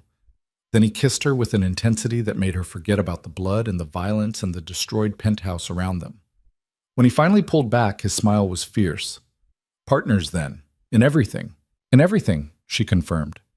He took her hand and led her to the one corner of the penthouse that had somehow survived intact, his private office. Inside, he pulled out a small box from his desk drawer. I was going to wait until this was over, until things were settled. He opened the box. Inside was a key identical to the one he'd left in his jacket. But things are never going to be truly settled in this life.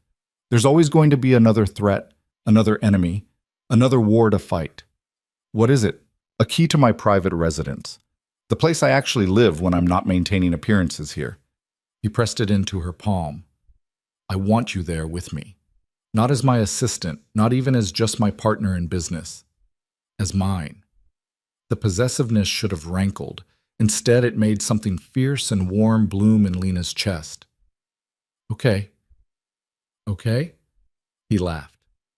That's becoming your favorite word. It's efficient. Says everything that needs to be said without wasting time. She closed her hand around the key. When do we start? Tonight, right now. I'm taking you home and we're leaving all of this. He gestured at the destruction for Margaret and the cleanup crew to handle. What about the investigation? The police? Already handled. This building has the kind of security arrangements that make official investigations conclude very quickly with very few questions. His hand found hers. Come on, let's get out of here. They took the elevator down to the garage. Adrian's car was waiting, not the SUV, but a sleek black sedan that looked like it cost more than Lena's entire year's salary had been a week ago. He drove them through Chicago as the city transitioned from night into early morning. They left the downtown core behind, heading north into neighborhoods that got progressively quieter and more residential. Adrian's private residence turned out to be a converted industrial loft in a neighborhood Lena barely recognized. Nothing about it screamed crime lord. It looked like where a successful architect or designer might live. Inside was even more surprising. Clean lines, comfortable furniture, books on shelves, art on walls that looked chosen for personal taste rather than investment value. This is where you actually live, Lena said, taking it all in. This is where I'm human instead of the monster everyone expects. He shrugged out of his ruined jacket. The penthouse is for business, for maintaining the image. This is home. Lena wandered through the space, seeing pieces of Adrian she'd never glimpsed before. Classical music vinyl, photography books, a kitchen that looked actually used. I don't know what I expected, she admitted, but it wasn't this. What did you expect? Skulls and weapons displays? Maybe. She turned to face him. Everything I thought I knew about you keeps shifting. Good. That means you're seeing me instead of the legend. He moved closer. I'm not just the ice-cold crime lord. I'm also the man who collects jazz records and makes terrible coffee and has spent 3 years trying not to notice how extraordinary his assistant was. Why? Because noticing you meant wanting you, and wanting you meant risking the most functional partnership I'd ever had. His hands framed her face. I told myself I couldn't afford the distraction, that mixing business with anything personal would destroy what we'd built. But the truth is, I was just afraid. Of what? Of this. Of letting someone matter enough that losing them would break me. His thumb brushed her lower lip. And then you walked into my penthouse in that red dress, and I realized I'd already lost that battle years ago. Lena's heart hammered.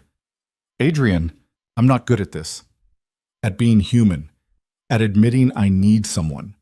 His voice was rough. But I need you, Lena. Not just for what you do for my empire, for what you do to me, making me remember I'm more than the violence and the power games. She kissed him instead of answering. Let her mouth say what words couldn't quite capture. His hands tightened on her, pulling her flush against him, and for the first time in days, maybe in 3 years, Lena felt like she was exactly where she belonged. When they finally broke apart, Adrian's smile was real. Not the cold calculation he showed the world.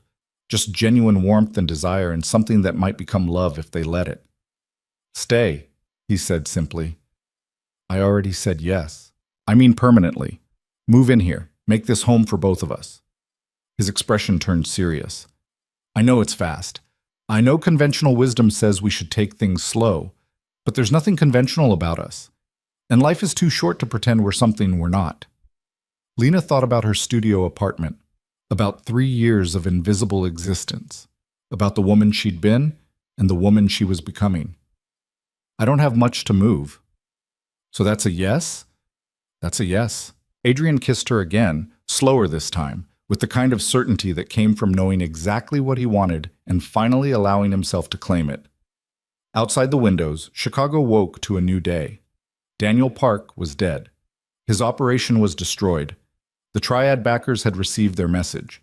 And somewhere in the city, Adrian's empire continued functioning with the efficiency Lena had spent 3 years building. But inside this loft, in this moment, none of that mattered. There was just a man and a woman who'd finally stopped lying to themselves about what they wanted. Lena Hartwell was no longer invisible. She was no longer hiding. She was exactly who she'd been building herself to become for 3 years. Powerful, dangerous, and absolutely certain of her place in Adrian's world. And the terrifying, exhilarating truth was that she'd never been happier.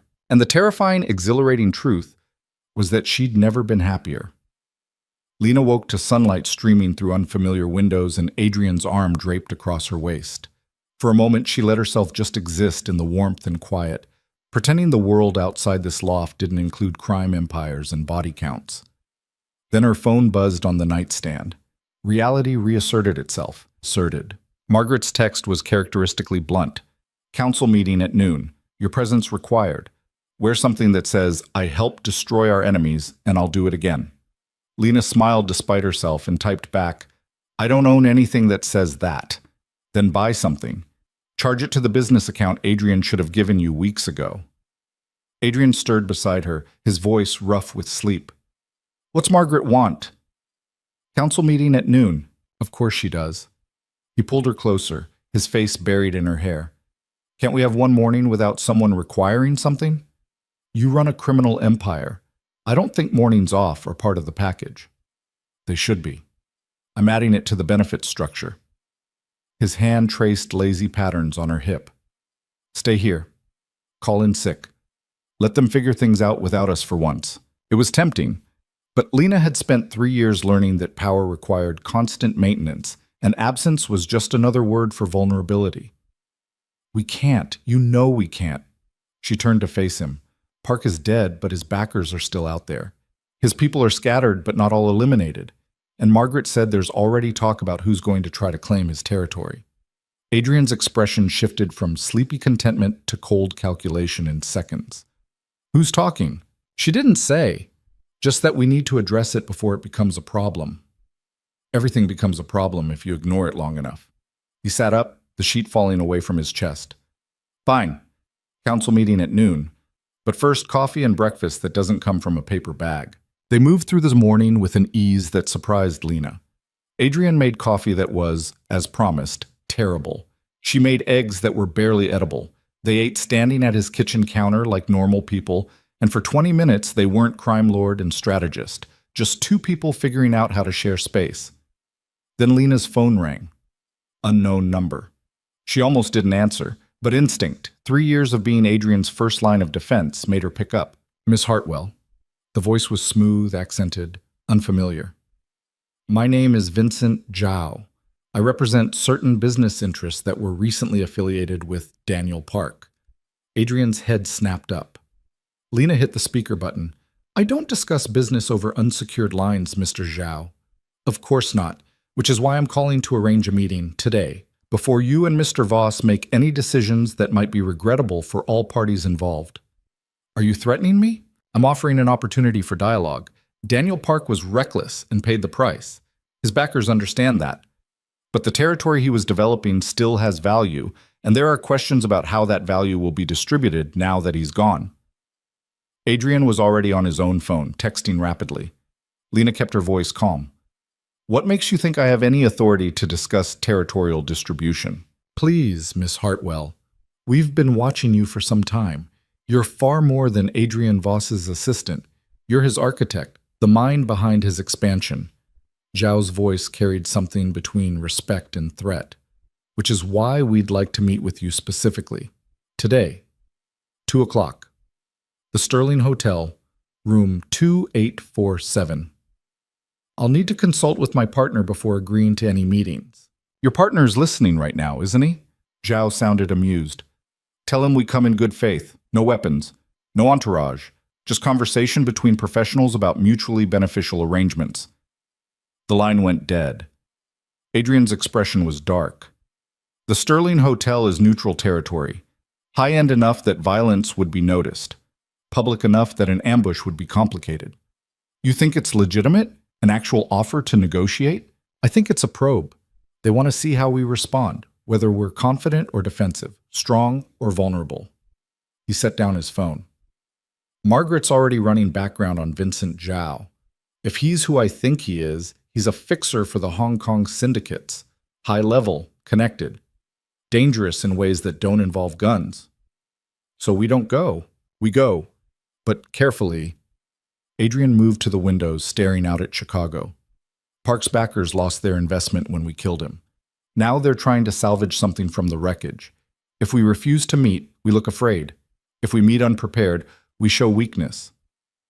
And if we meet prepared, then we control the narrative. Make them understand that Chicago isn't available for expansion, regardless of how much money they throw at it. He turned back to her. But Lena, this isn't going to be like Park. These people are sophisticated. They'll come at us through lawyers and legitimate businesses and financial pressure, not street-level violence. I know. I've read their files. His eyebrow arched.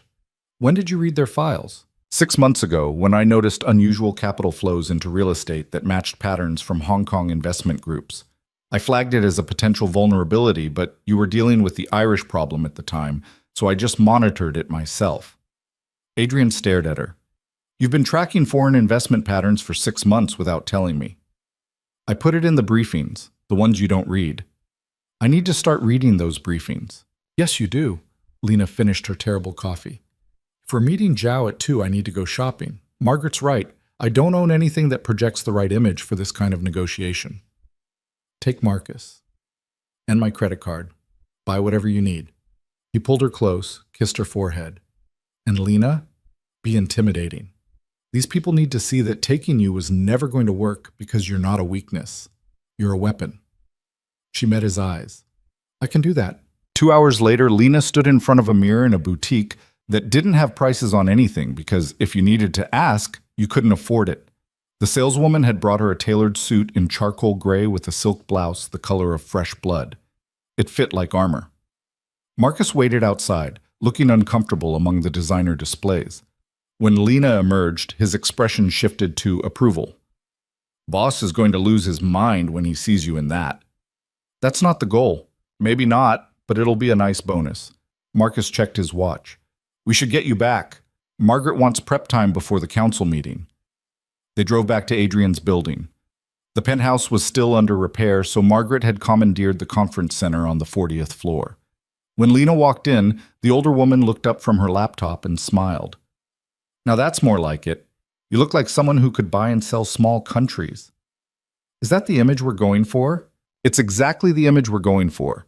The triads respect power and money. Show them both. Margaret gestured to a chair. Sit. We have 90 minutes before the council meeting and 6 hours before you meet Zhao. I want you prepared for both. The next hour was a masterclass in corporate warfare. Margaret walked Lena through the triads' typical negotiation tactics, their business structure, their cultural expectations, and the subtle ways they try to test her authority. They'll address you respectfully, but they'll watch for any sign that Adrian pulls your strings. You need to make it clear you're not a mouthpiece. You're a decision maker. Margaret pulled up financial documents. I've put together a portfolio showing our legitimate holdings and their revenue streams. Nothing illegal, nothing that exposes our actual operations, but enough to demonstrate we're not some street gang they can bully with economic pressure. What do they actually want? Best guess? They want to negotiate a piece of the territory Park was developing, maybe a partnership arrangement where they provide capital and we provide local expertise. Margaret's expression was grim. What they're really doing is testing whether we're vulnerable enough to accept subordinate status in our own city. And we're not. We're absolutely not. But we also can't afford a prolonged war with a syndicate that has unlimited resources and political connections that span continents. Margaret closed her laptop. This is where your particular skills become essential, Lena. Adrian is excellent at projecting strength through force. You're excellent at projecting strength through intelligence. Zhao needs to see both. The council meeting started at exactly noon. Lena walked into the conference room beside Adrian, feeling 20 pairs of eyes assess her new appearance. Victor nodded approval. Thomas looked mildly impressed. A few of the others looked skeptical. Adrian didn't bother with preamble. Daniel Park is dead. His operation is dismantled. His people are scattered or eliminated. As of this morning, we've absorbed 4 of his legitimate businesses and seized control of his primary distribution network. What about his backers? Someone asked. His backers reached out this morning. They want a meeting to discuss territorial arrangements. Adrian gestured to Lena. Miss Hartwell and I will be handling that negotiation. Victor leaned forward. Is that wise? Bringing her into direct contact with the people who just tried to kill her? They didn't try to kill her. Park did. His backers are too sophisticated for that kind of crude approach. Adrian's hand settled on Lena's shoulder. And yes, it's wise. Because Lena understands their financial tactics better than anyone in this room. When they try to pressure us through economic leverage, she'll dismantle their arguments before they finish making them. Margaret spoke up. I've analyzed their known holdings in Chicago. They own significant legitimate real estate, have partnerships with 3 major banks, and control a venture capital fund that's invested in local tech startups. If they wanted to hurt us through legal channels, they have options. So we make sure they don't want to. Lena pulled up her presentation. I've identified 6 points of mutual vulnerability. Places where our operations intersect with theirs in ways that would damage both parties, if exposed. We go into this meeting making it clear that warfare would be mutually destructive. She walked them through it. The overlapping supply chains, the shared political connections, the financial institutions that served both organizations. By the time she finished, even the skeptics looked convinced. You're proposing mutually assured destruction as a negotiating tactic, Victor said. I'm proposing reality as a negotiating tactic. They need to understand that we're not isolated criminals they can pressure. We're integrated into the same systems they use. Attacking us means attacking their own infrastructure. Adrian's smile was fierce. Any other concerns about bringing Lena to this meeting? Silence. Good. Then let's move on to the consolidation of Park's former territories. They spent the next hour dividing up the spoils. Lena watched Adrian manage his people with the same precision he applied to everything, giving each person enough to feel rewarded while maintaining absolute control over the strategic assets. It was a performance, and he executed it flawlessly. When the meeting ended, Margaret pulled Lena aside. You did well, better than well. Victor and Thomas were skeptical about Adrian elevating you, but after that presentation, they're believers. I just showed them the data. You showed them that you understand this business at a level that took most of them 20 years to achieve. That's not nothing. Margaret checked her watch. You have 4 hours until the Zhao meeting. Go home, rest, prepare mentally. This negotiation is going to be different from anything you've done before. Lena found Adrian in the hallway, already on his phone coordinating something. He ended the call when he saw her. Ready to go? Where? Home. Our home, where we can have a few hours of peace before we walk into the lion's den. They drove in comfortable silence.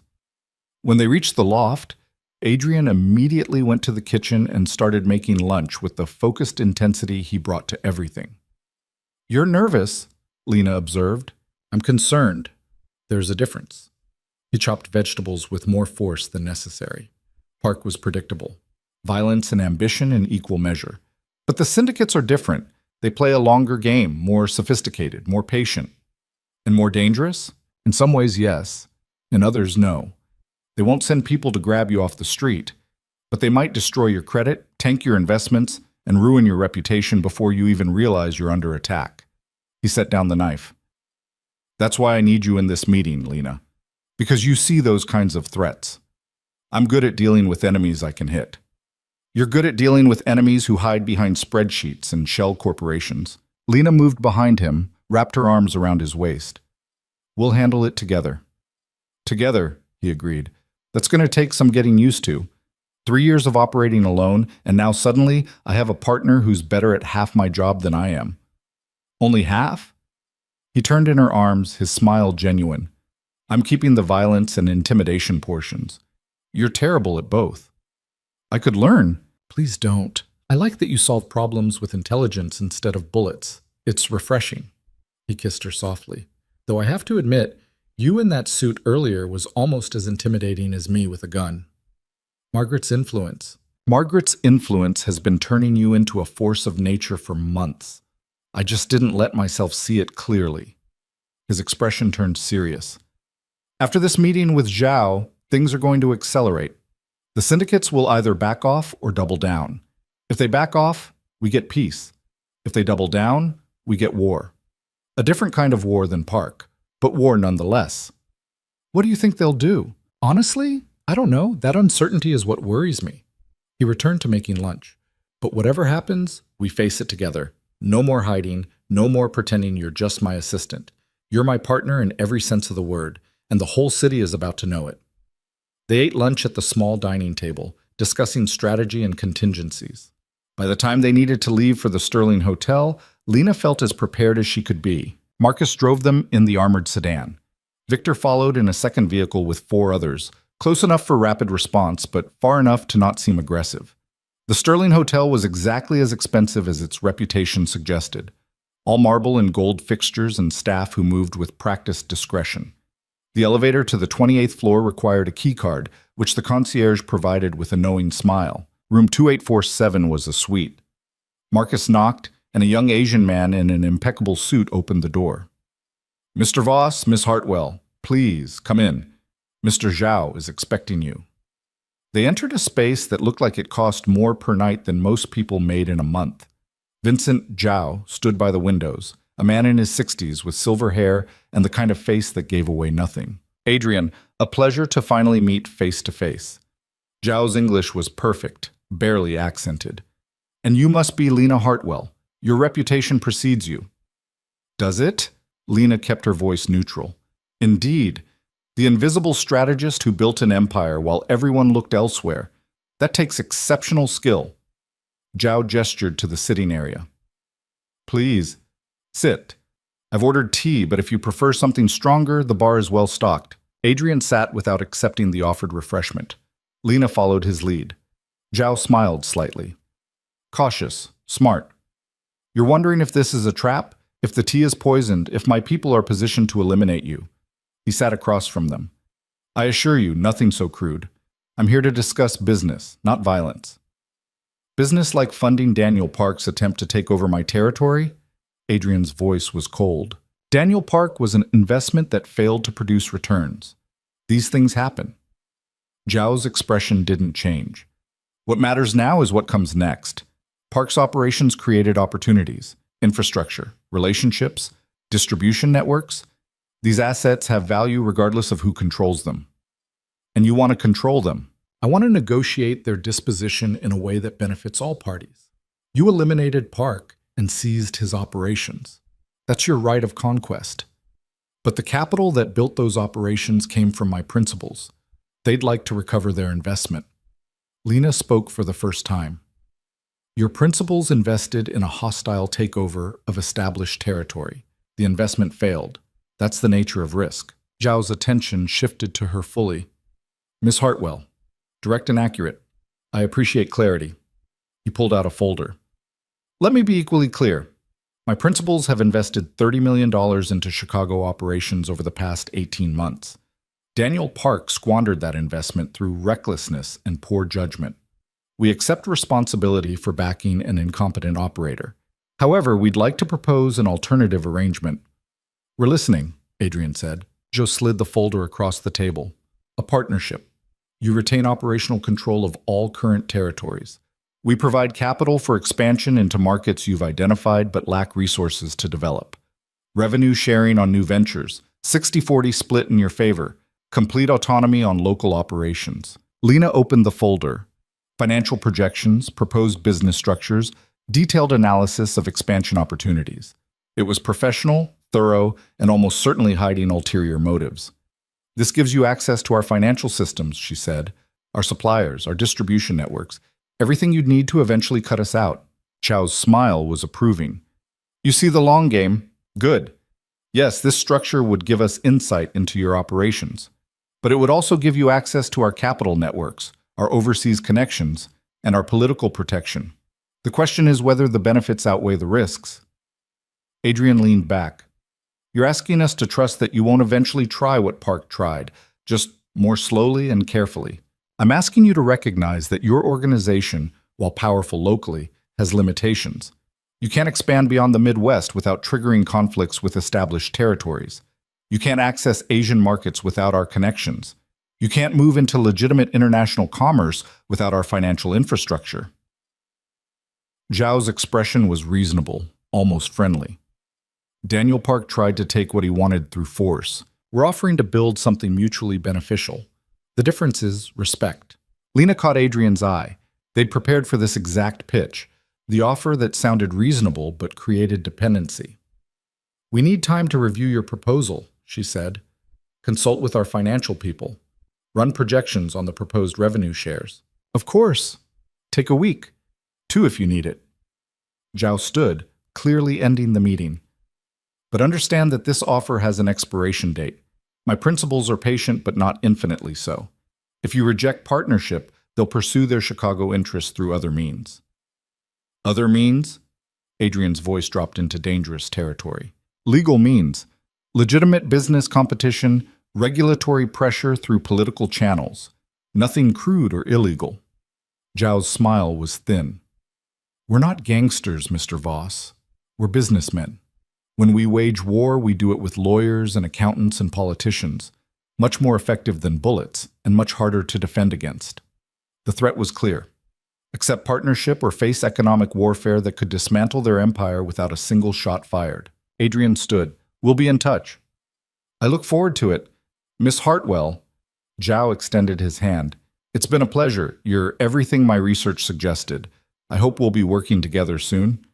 Lena shook his hand, feeling the strength in his grip and the calculation in his eyes. We'll see. They left the suite in silence. In the elevator, Marcus spoke quietly. That went better than expected. No threats, no violence. That was all threat, Adrian said. Just wrapped in civility and business proposals. They drove back to the loft without speaking. Lena's mind was racing through implications and countermoves. Zhao's offer was sophisticated, well-structured, and potentially devastating if they rejected it. Inside the loft, Adrian poured them both drinks and settled on the couch. Tell me what you're thinking. I'm thinking we can't accept his deal. The structure gives them too much access and creates dependencies we can't afford. Lena sat beside him. But I'm also thinking we can't outright reject it without a credible alternative. If they come at us through legal and financial channels, we're vulnerable in ways we weren't with Park. So we need a third option, something that protects us from their economic warfare without giving them control. Yes, and I think I know how to do it. She pulled out her phone, opened her notes. We've been operating in the shadows for 3 years, building wealth but keeping it hidden. What if we stopped hiding? Adrian frowned. Explain. Margaret has been structuring our legitimate businesses to withstand scrutiny. The restaurants, the real estate holdings, the construction company. What if we took all of that and went public? Created a legitimate corporate structure that's too visible, too integrated into normal business channels to attack without drawing attention. You want to legitimize the empire. I want to build a fortress around it. The illegal operations continue underground, but above ground, we become a normal corporation with shareholders, public filings, regulatory compliance. Zhao can't wage economic warfare against a company that looks exactly like every other real estate development firm in Chicago. Adrian stared at her. That's brilliant and insane and might actually work. Margaret would need to structure it carefully. We'd need lawyers who specialize in corporate formation. We'd need to firewall the illegal operations completely from the legitimate business. Lena's mind was already racing through implementation details. But if we do it right, we become untouchable through conventional economic pressure, and we do it without needing Zhao's partnership. How long would something like this take? To do it properly? 6 months minimum? Maybe a year? We don't have a year. Zhao gave us 2 weeks. Then we bluff. We tell him we're exploring our own expansion plans through legitimate channels. Buy ourselves time while we actually implement the structure. Lena met his eyes. It's risky, but it's better than accepting a deal that will eventually destroy us or rejecting it and facing immediate attack.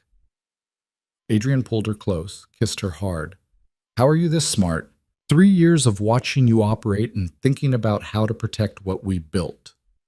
What we built, he repeated. I like the sound of that. He stood, pulling her up with him. Call Margaret. Tell her we need an emergency meeting. Tonight. I want her opinion on this legitimization strategy before we commit to anything. Lena made the call. Margaret answered on the first ring. Tell me you didn't accept Zhao's offer. We didn't. But we need to talk about alternatives.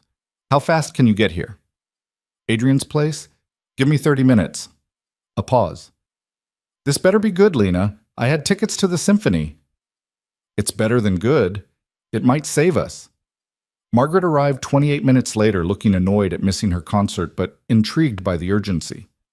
Lena walked her through the legitimization strategy while Adrian added tactical considerations. By the time she finished, Margaret was smiling. This is exactly the kind of thinking that makes you invaluable. Yes, it could work. Yes, it would take significant time and resources. But yes, it would protect us from the kind of economic warfare Zhao threatened. Can we do it in the timeline we have? Adrian asked. We can start it. Get the corporate structure filed. Make enough noise about legitimate expansion that Zhao's people hear about it and realize we're not dependent on their capital. Margaret pulled out her laptop. I'll need to bring in external counsel, people who specialize in corporate formation and don't ask too many questions about where the funding comes from. How much is this going to cost? Conservatively, $5 million for legal and accounting fees, another $10 million in legitimate capital to demonstrate we're serious about the business. Margaret looked at Adrian. Can you access that much clean money quickly? Yes, I've been moving profits into legitimate accounts for years, waiting for the right opportunity to deploy them. Then this is that opportunity. Margaret started typing. I'll have preliminary structures drafted by morning. We'll need to move fast, but if we can show Zhao a credible alternative within 2 weeks, he'll have to reconsider his approach. They worked late into the night, building the framework for what would become Voss Development Corporation, a legitimate real estate and construction business built on a foundation of carefully laundered money and protected by layers of legal structures that would withstand everything except federal investigation. It was after midnight when Margaret finally packed up her laptop. Get some sleep, both of you. Tomorrow we start building your empire in daylight instead of shadows. After she left, Lena and Adrian stood at the windows overlooking Chicago. Somewhere out there, Zhao's people were monitoring their communications, tracking their movements, waiting to see how they'd respond to the partnership offer. We're betting everything on this legitimization strategy, Adrian said quietly. If it doesn't work, if Zhao sees through it, or we can't execute fast enough, we'll be exposed and vulnerable. I know. And you still think it's the right move? I think it's the only move that doesn't end with us either subordinate to the triads or at war with them. Lena leaned into his warmth. We've been building toward this for 3 years without realizing it. All the legitimate businesses, the careful financial structures, the relationships with local politicians and business leaders. We've been creating the foundation. Now we just need to build the visible structure on top of it. Adrian's arm wrapped around her waist. A week ago, you were my invisible assistant. Now you're architecting the transformation of my entire empire. Our empire. Our empire, he agreed. Strange how fast everything can change. Not that fast. This has been building for 3 years. We just finally stopped pretending it was anything else. She turned in his arms. Are you scared? Terrified. But also more certain than I've ever been that this is right. His hand cupped her face. Whatever comes next, we face it together. Together, she echoed. They stood there for a long moment, two people who'd found each other in shadows and violence, now stepping into the light and hoping it didn't destroy them. Outside, Chicago glittered with possibility and danger in equal measure. And somewhere in the city, Vincent Zhao was making his own calculations about what Adrian Voss and Lena Hartwell would do next. The game was changing, the stakes were rising, and for the first time in her life, Lena wasn't hiding from the consequences. She was ready to face them head on. The next 2 weeks moved with the controlled chaos of building something real from nothing. Margaret assembled a team of lawyers who asked the right questions and ignored the wrong answers. Lena spent 16-hour days structuring financial flows and creating corporate hierarchies that looked legitimate because increasingly they were. Adrian watched her work with something between pride and disbelief. She'd transformed his loft into a command center, the dining table buried under incorporation documents and business plans. Every morning brought new challenges. Every night brought small victories. On day 4, the corporate filings went through. Voss Development Corporation officially existed. On day 7, Margaret secured their first legitimate contract, a mixed-use development in Logan Square that would actually get built, actually generate revenue, actually function exactly like a normal business. On day 10, Lena noticed the surveillance. She was walking back from a meeting with their new corporate attorneys when she spotted the same black sedan she'd seen 3 times in 2 days. Different drivers, same license plate pattern, professional tail. She didn't panic. She called Marcus. "I've got eyes on me. Black sedan, 2 occupants, tailing me since I left the law offices. Stay on the line. I'm tracking your location now." A pause. "Yeah, I see them. That's one of Zhao's vehicles, registered to a shell company tied to his operation." "Should I lose them?" "No, let them watch. Let them see you building something real." Marcus's voice held grim satisfaction. "Boss wants them to know we're not bluffing about the legitimate expansion." Lena continued to the coffee shop where she was meeting Adrian, very aware of the sedan maintaining its distance. When she slid into the booth across from him, he'd already spotted the tail. "They're getting nervous," he said quietly. "Good. Or they're getting ready to make a move. Margaret says Zhao's been making calls, checking with his contacts in corporate law, trying to verify that our filing is real." Adrian's smile was sharp. "He's realizing we weren't asking for his partnership. We were buying time to make ourselves bulletproof." "We're not bulletproof yet. The corporation is filed, but it's still just paperwork. We need actual operations, actual revenue, actual legitimacy before—" Her phone buzzed. Margaret's name flashed on the screen. "We have a problem," Margaret said without preamble. "Zhao just made a move on the Logan Square development. He bought out our primary contractor and convinced the City Planning Commission to delay our permits." Lena's stomach dropped. "How much delay?" 6 months if we're lucky. Indefinitely if he keeps applying pressure." Margaret's voice was tight. "This is exactly what I warned about. Economic warfare. He's going to strangle the legitimate business before it can get established." Adrian's expression went cold. "Where is he now?" "His hotel suite. Same place as the first meeting." Margaret paused. "Boss, we can't respond with violence. Not to this. He's operating completely within legal bounds. If we retaliate the way we did with Park, we prove we're exactly what he thinks we are.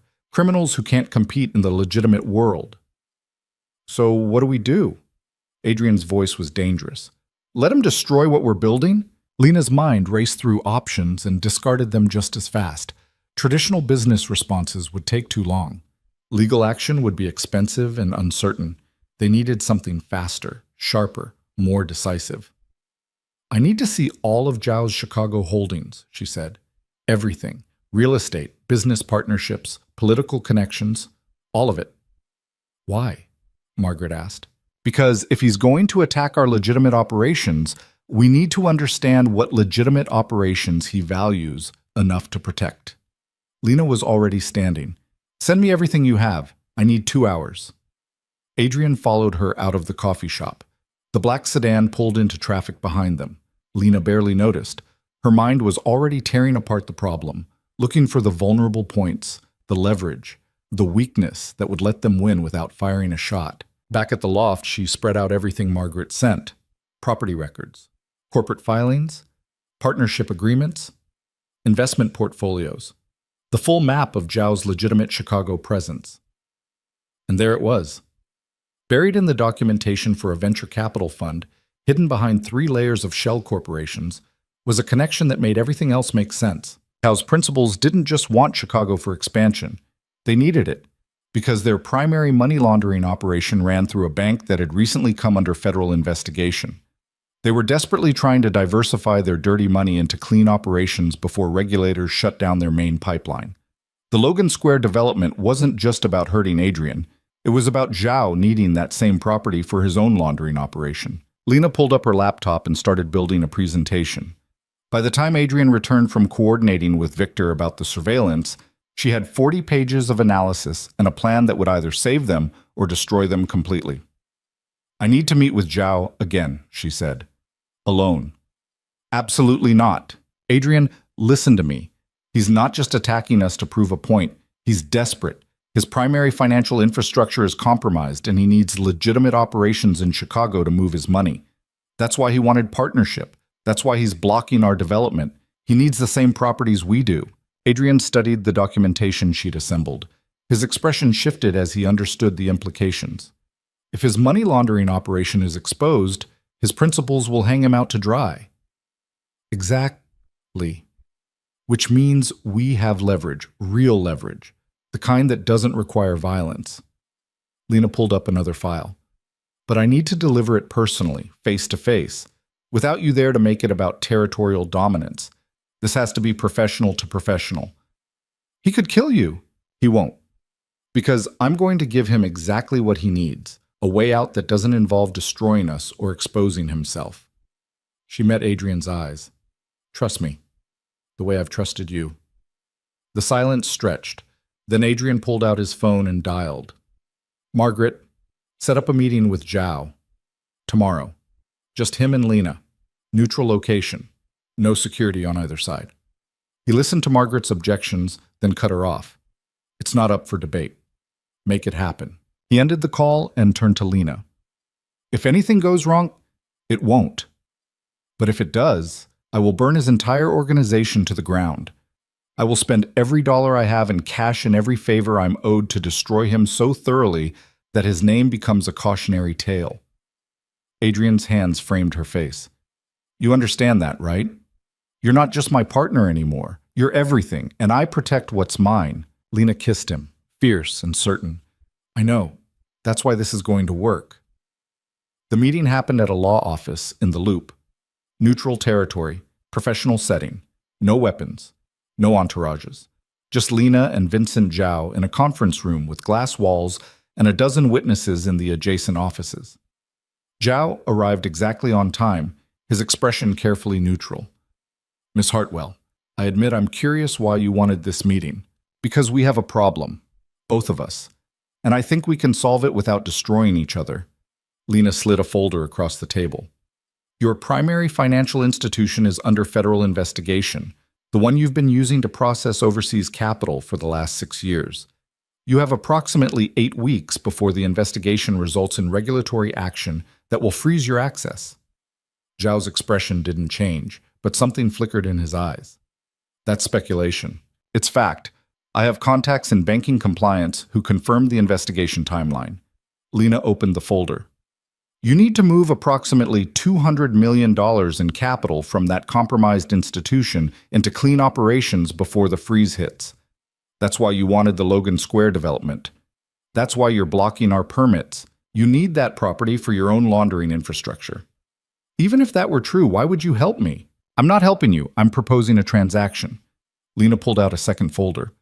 Voss Development Corporation will sell you the Logan Square property. Fair market value plus 20%. You get the infrastructure you need for your capital movement. We get enough profit to fund 3 other developments that don't compete with your operations. Zhao studied her carefully. And in return, you stop interfering with our legitimate business expansion. You recommend to your principals that Chicago is adequately served by the Logan Square operation and doesn't require further investment. And you maintain normal business relations without attempting to subordinate or control our organization.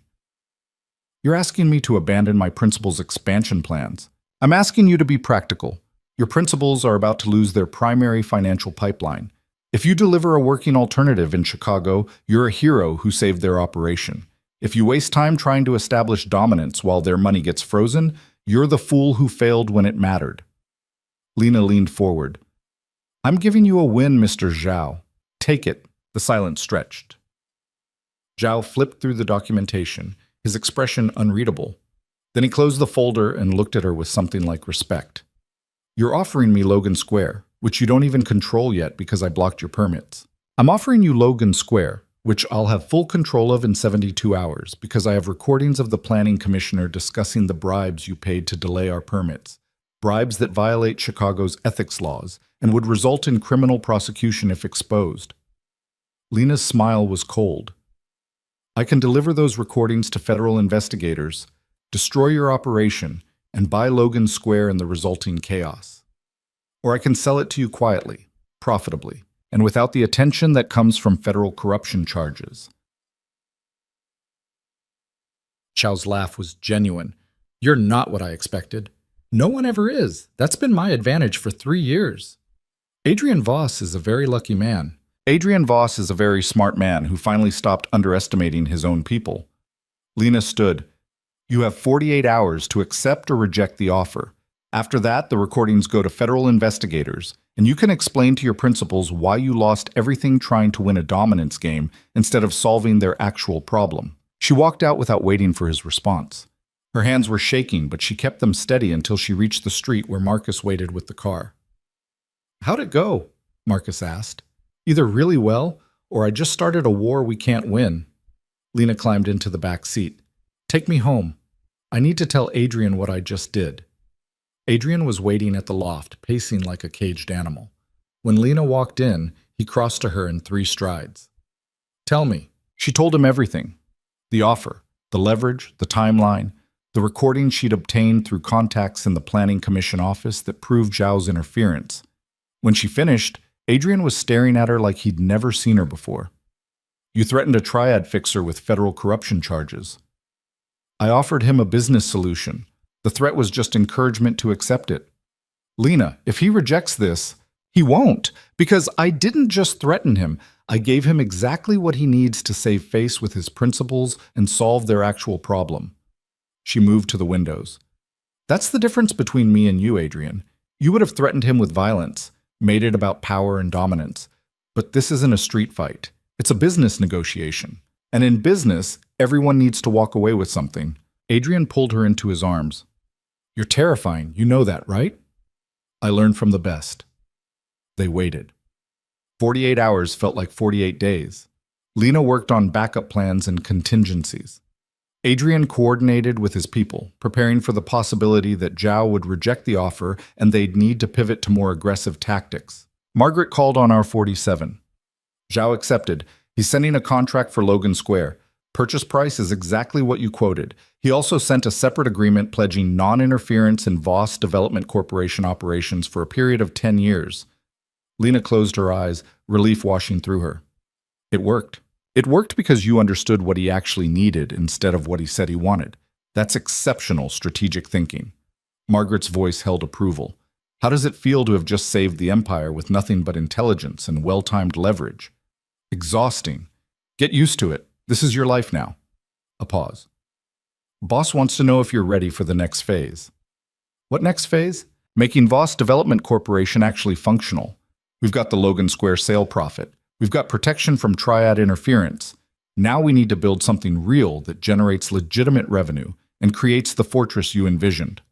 Lena looked at Adrian, who was watching her with fierce pride. "Tell him I'm ready." The next 6 months were a blur of corporate transformation. Lena and Margaret restructured the entire organization, creating clear divisions between legitimate operations and underground activities. Adrian's illegal empire continued functioning in the shadows, but increasingly, the legitimate businesses grew larger, more profitable, more real. The Logan Square development sale to Zhao went through without complications. They used the profit to fund 3 new projects: residential developments in neighborhoods that were gentrifying, positioned perfectly to ride the market growth. Lena hired staff, real employees with backgrounds in real estate, construction management, urban planning. People who had no idea they were working for a former crime lord because increasingly they weren't. They were working for a legitimate development corporation that happened to be owned by someone with an interesting past. Adrian struggled with the transition. He was built for shadows and violence, not boardroom negotiations and municipal permit applications. But he learned, slowly, imperfectly, with Lena guiding him through every step. "I feel like I'm becoming someone else," he admitted one night, 6 months into the transformation. They were in bed in the loft that had become their shared home, exhausted from another 16-hour day of building something new. "You're not becoming someone else. You're becoming who you would have been if circumstances had been different." Lena traced patterns on his chest. The strategic mind was always there, the ability to build and protect and manage complex systems. You just applied it to illegal operations instead of legal ones. And now you're proving you can do both. The underground operations fund the legitimate business until the legitimate business is self-sustaining. Then eventually, if we do this right, you won't need the illegal side at all. Adrian was quiet for a long moment. "Is that what you want? For me to go completely legitimate? I want you to have choices. Right now you're trapped in this life because walking away means losing everything. But if we build Voss Development into something real, something that can't be seized or destroyed. You could choose to step back from the violence, or not, but it would be a choice instead of a necessity. What about you? What do you want? Lena considered the question. 6 months ago, she would have said she wanted safety, invisibility, a quiet life where no one noticed her. Now? She wanted exactly this: the challenge of building something from nothing, the satisfaction of seeing strategies succeed, the partnership with someone who valued her mind as much as her loyalty. I want to keep building this with you, however long it takes, whatever form it needs to take. She met his eyes. I'm not going anywhere, Adrian. You're stuck with me. His smile was real and rare. Good, because I'm not letting you go. They worked, they built, they transformed. By the end of the first year, Voss Development Corporation employed 47 people and had completed 2 major projects that generated legitimate profit. The company appeared in Chicago business publications as a rising player in urban development. Lena gave interviews to real estate journals, her face and name becoming known in circles that had nothing to do with crime. Adrian hated the publicity at first, but Margaret convinced him that visibility was protection. Hard to make people disappear when their photos appeared in the Tribune business section. The underground operations continued, smaller and more careful. Adrian maintained control of his original territories but stopped expanding. The money flowed upward into the legitimate business, slowly being laundered into something clean and defensible. Victor and Marcus transitioned into corporate security roles. Thomas became head of construction oversight. Margaret became CFO officially, the title finally matching her actual authority, and Lena became Chief Operating Officer of Voss Development Corporation, the strategist who'd been invisible for 3 years now operating in full daylight. The day the Tribune ran a feature article about Chicago's most innovative real estate developers, with Lena and Adrian photographed at one of their completed projects, Margaret framed it and hung it in the corporate office. You've come a long way from the woman who wore the same 3 outfits and tried to be furniture, Margaret said, studying the photo. Sometimes I miss being invisible, Lena admitted. Liar! You were never invisible. You just made people think you were while you rebuilt an empire from the inside. Margaret's smile was proud. You're exactly where you belong, both of you. That night, Adrian took Lena to dinner at an actual restaurant, not Torino's where Evan Cole had tried to turn her, somewhere new. Somewhere with no history or violence or ulterior motives. Just 2 people who'd found each other in darkness and built something in the light. I have something for you, Adrian said over dessert. He pulled out a small box that made Lena's heart skip. Adrian, it's not what you think. Not yet, anyway. He opened the box. Inside was a key. Not to an apartment or a safe house, something else. The deed to this loft, in both our names, legal, official, documented evidence that this is our home, not mine. Lena stared at the key, then at him. You're putting me on the deed. I'm putting us on the deed. Partners in everything, remember? That includes the place we live. His hand found hers across the table. I spent 3 years keeping you at a distance because I was afraid of what it would mean to let someone matter that much. Now I can't imagine trying to do any of this without you. You could, though. You built this empire before I came along. I built something that required constant violence to maintain. You showed me how to build something that sustains itself. There's a difference. He closed her fingers around the key. So yes, technically I could continue without you. The same way I could technically survive without air. Possible, but pointless. Lena laughed despite the tears threatening to fall. That's possibly the worst romantic declaration I've ever heard. I'm a work in progress. You'll have to train me in this like you trained me in everything else. His smile was self-deprecating. Though I should warn you, I'm better at strategic planning than emotional vulnerability. Lucky for you, I've gotten pretty good at both. She stood, pulling him up with her. Take me home. Our home. They drove through Chicago with the easy comfort of people who'd survived war together and built peace in its aftermath. The city looked different now to Lena. Not a battlefield or a territory to defend, just a city, their city, where they'd built something real. At the loft, Adrian poured wine and put on music, actual music, jazz that he'd probably owned for years but never played because there was no one to share it with. They danced in the living room, terribly and without rhythm, laughing at their own lack of coordination.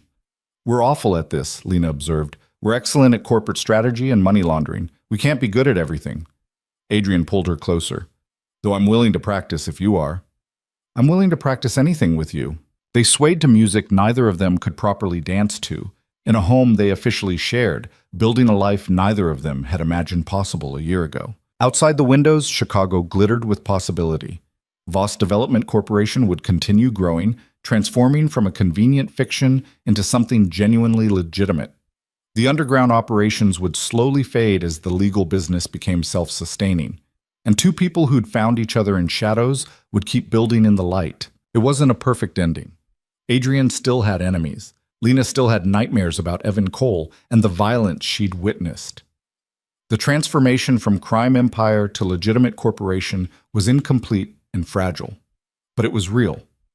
And it was theirs. Months turned into years. The company grew. Adrian's reputation shifted from feared crime lord to respected developer. People forgot, or chose to forget, or never knew in the first place. The past became something that happened to other people in another life. 3 years after the night Lena wore a red dress and everything changed, Voss Development Corporation completed its largest project, a mixed-use development in the West Loop that included affordable housing units alongside luxury condos. The kind of project that won awards and generated good press and demonstrated commitment to community development. At the ribbon-cutting ceremony, with cameras flashing and city officials making speeches, Lena stood beside Adrian and felt the weight of transformation. They'd done it.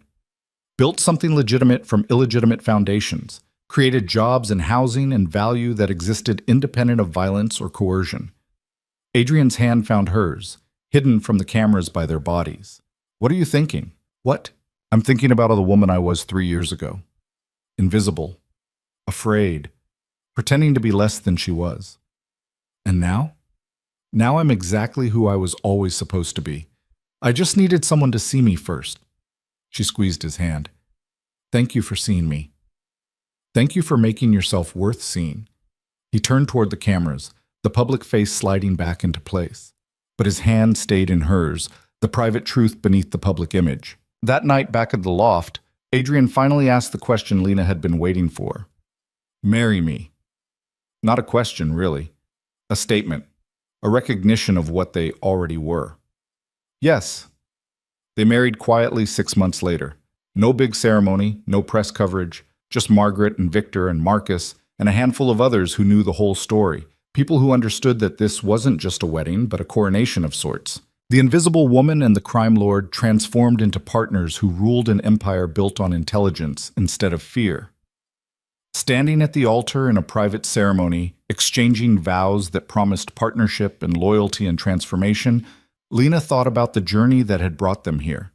The red dress, the warehouse, the bodies and the violence and the terrible choices. The slow, painful work of building something better. None of it had been clean. None of it had been simple. They'd destroyed people and broken laws and done things that couldn't be undone. But they'd also built something real. Something that employed people and housed families and contributed to the city instead of bleeding it. When the officiant pronounced them married, when Adrian kissed her in front of the few people who mattered, Lena felt the weight of 3 years of transformation settle into certainty. This was who they were. Not criminals pretending to be legitimate, not business people hiding a dark past. Something new. Something that existed in the space between darkness and light, built from both and transcending either. Years later, when journalists wrote about the rise of Voss Development Corporation, they'd tell a sanitized story. Businessman Adrian Voss and his brilliant partner Lena Hartwell, transforming Chicago neighborhoods through innovative development strategies. The truth was darker, more complicated, more human. It was about two people who found each other in violence and chose to build something better. About a woman who'd hidden herself for 3 years before finally claiming her power. About a man who learned that real strength wasn't just the ability to destroy, but the wisdom to build. Most importantly, it was about the choice they made every day to keep building instead of destroying. To use their intelligence and resources and ruthless efficiency to create, instead of conquer. Standing in their loft on their wedding night, Watching Chicago spread out beneath them like a kingdom they'd claimed through strategy instead of force, Lena understood something fundamental about power. It wasn't about being the strongest or the most feared. It was about being the smartest, the most adaptable, the most willing to transform when transformation was necessary. She'd spent 3 years being invisible because she thought that's what survival required. Then she'd discovered that real survival, real victory, required exactly the opposite.